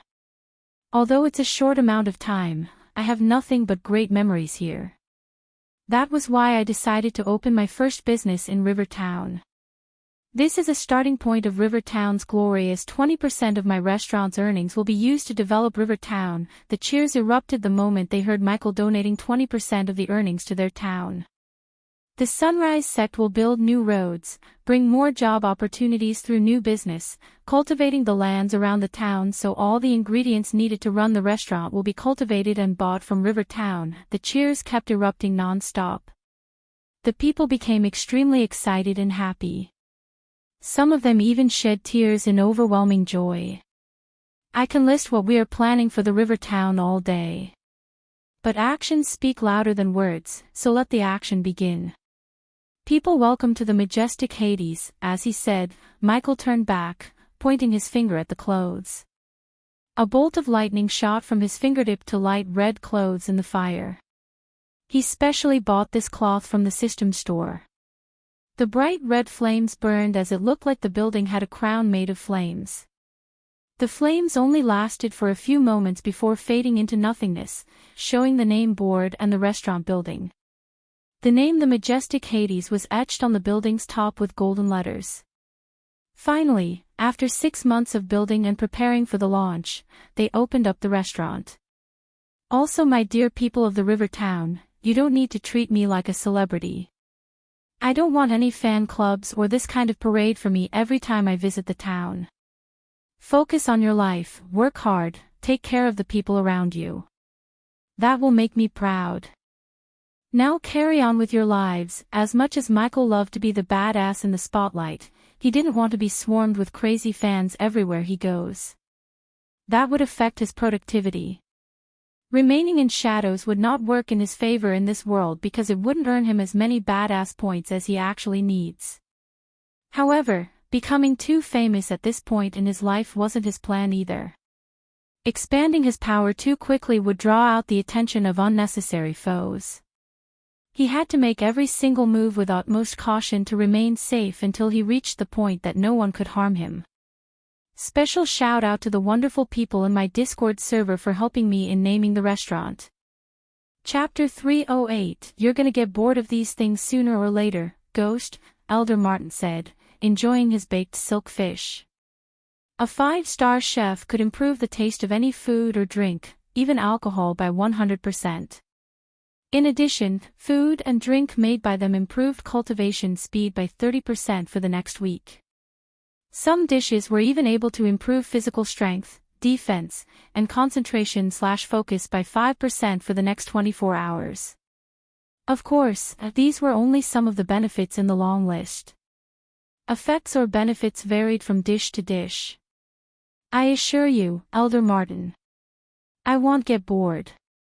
What's the point of living for 100 years if we don't enjoy everything this world has to offer? I agree with Master Ghost, Lord Malin, who was sitting on the other side of Michael's table, said. Currently, several men and women were occupying Michael's long glass table.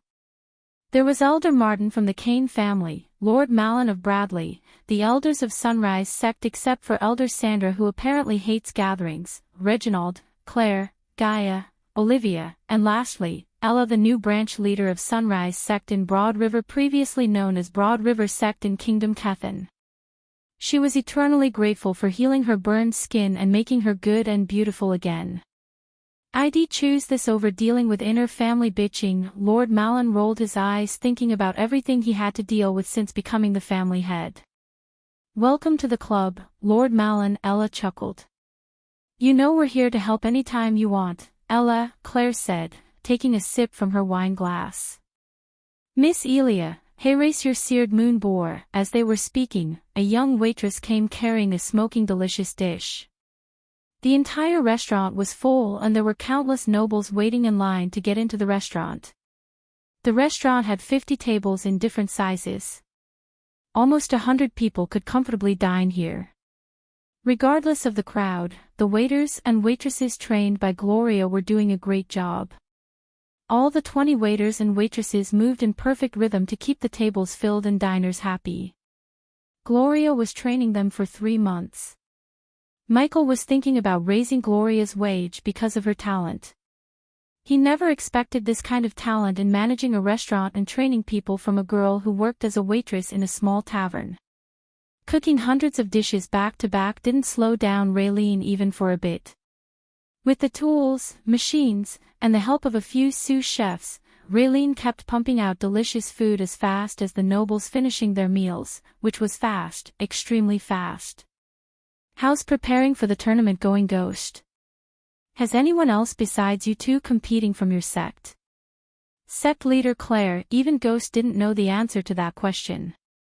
He looked at Claire as did everyone else. They are growing stronger fast, but they are not ready yet. So, these two have to win the tournaments in their respective championship. Claire raised her cup towards Michael and Gaia. No biggie, Gaia shrugged. Can we bet on you two winning? Lord Malin asked with a wide grin on his face. I can't stop you if you want. I know him betting on ourselves. Although he said like he was joking, they could sense the confidence in his voice. In their eyes, Gaia didn't even look like she gives a damn about the tournament. Where's Nightmare, by the way? Lord Malin asked, looking around the restaurant. He thought the dragon would follow Ghost anywhere he goes. Master Ghost, suddenly Ricky came running to Michael. Those at the table saw Ricky whisper something into Ghost's ears. What is it? Claire asked. Apparently a newswoman from something called Royal Times is asking to meet me. Only Elder Martin remained calm, continuing to enjoy the food. The others, however, raised their brows, realizing Ghost has no idea what a Royal Time is. Gaia didn't even bother to look at Michael, as she knew he had no clue because she never told him anything about Royal Times or the other newspapers in the continent.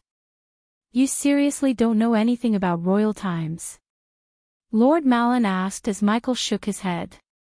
They are one of the leading newspapers in the continent.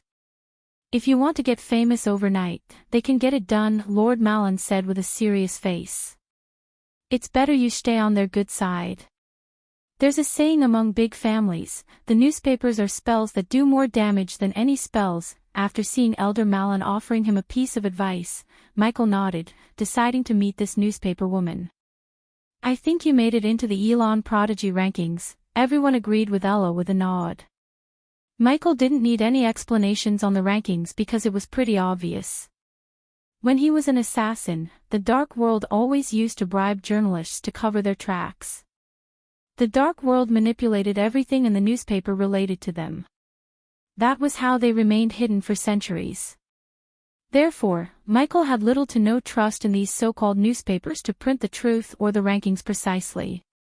He guessed there are noble families that have already paid the newspaper to get the prodigies of their family a higher ranking.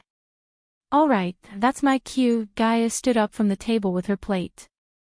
Where are you going? Michael asked. Trust me, it's better I stay away from these bitches. I have a bad tendency to break their noses. See you, ladies and gentlemen, she waved at the guests before running back into the kitchen. Shall we?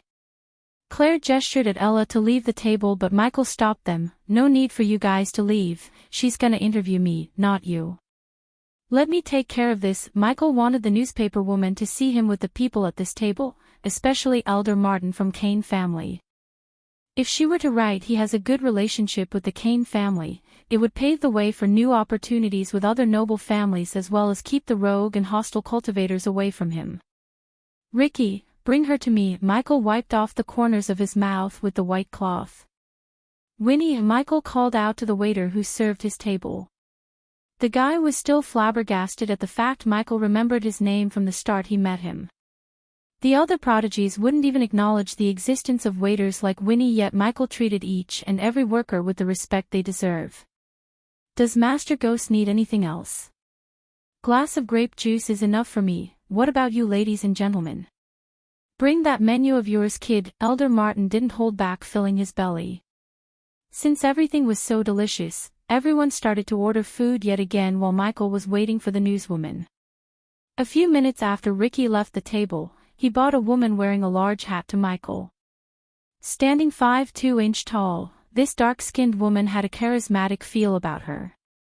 She had a triangular face, a straight nose, small lips, and her dark brown eyes were heavy-lidded. Her black hair, dyed completely peach, was short, shiny. She wore an obvious foundation, glittery lipstick, natural-colored blush, complimentary eyeliner, and artistic eyeshadow. Take a seat, Miss Nadia Hall from the Royal Times. Michael stood up, shaking her hand, then sat back. When she noticed the faces at the table, she was slightly surprised, especially when she met Elder Martin devouring the chicken. Winnie, oh no, Master Ghost. I'm filled, she said with a smile that was neither too friendly nor too cold. As you wish. Michael did not force her as he waved off Winnie, letting him take care of the other tables. Thank you for agreeing to me on such short notice, Master Ghost. Do you know why I'm here? She spoke in a thick British accent. The fact this world has accents similar to those on Earth surprised Michael. No, sorry. I don't quite follow the newspapers, so no. Let me enlighten you then. As you may or may not know, the Royal Times have been watching the young talents very closely. We wanted to do a piece of the new rising start of Elon, you. What better time than now, a week before the big tournament? I know you have guests to take care of, so shall we start the interview, Master Ghost? She placed a parchment and a quill on the table. She then closed her eyes, casting a spell on the parchment and the quill. The quill started to write itself. Let's start with your name, Ghost. Is there a reason behind your rather uncommon name? Michael relaxedly took a short sip from the grape juice. People called me Ghost for some reason when I was little. It stuck with me ever since. People? What about your parents, Master Ghost? Only after this question, Elder Martin raised his head to look at Michael.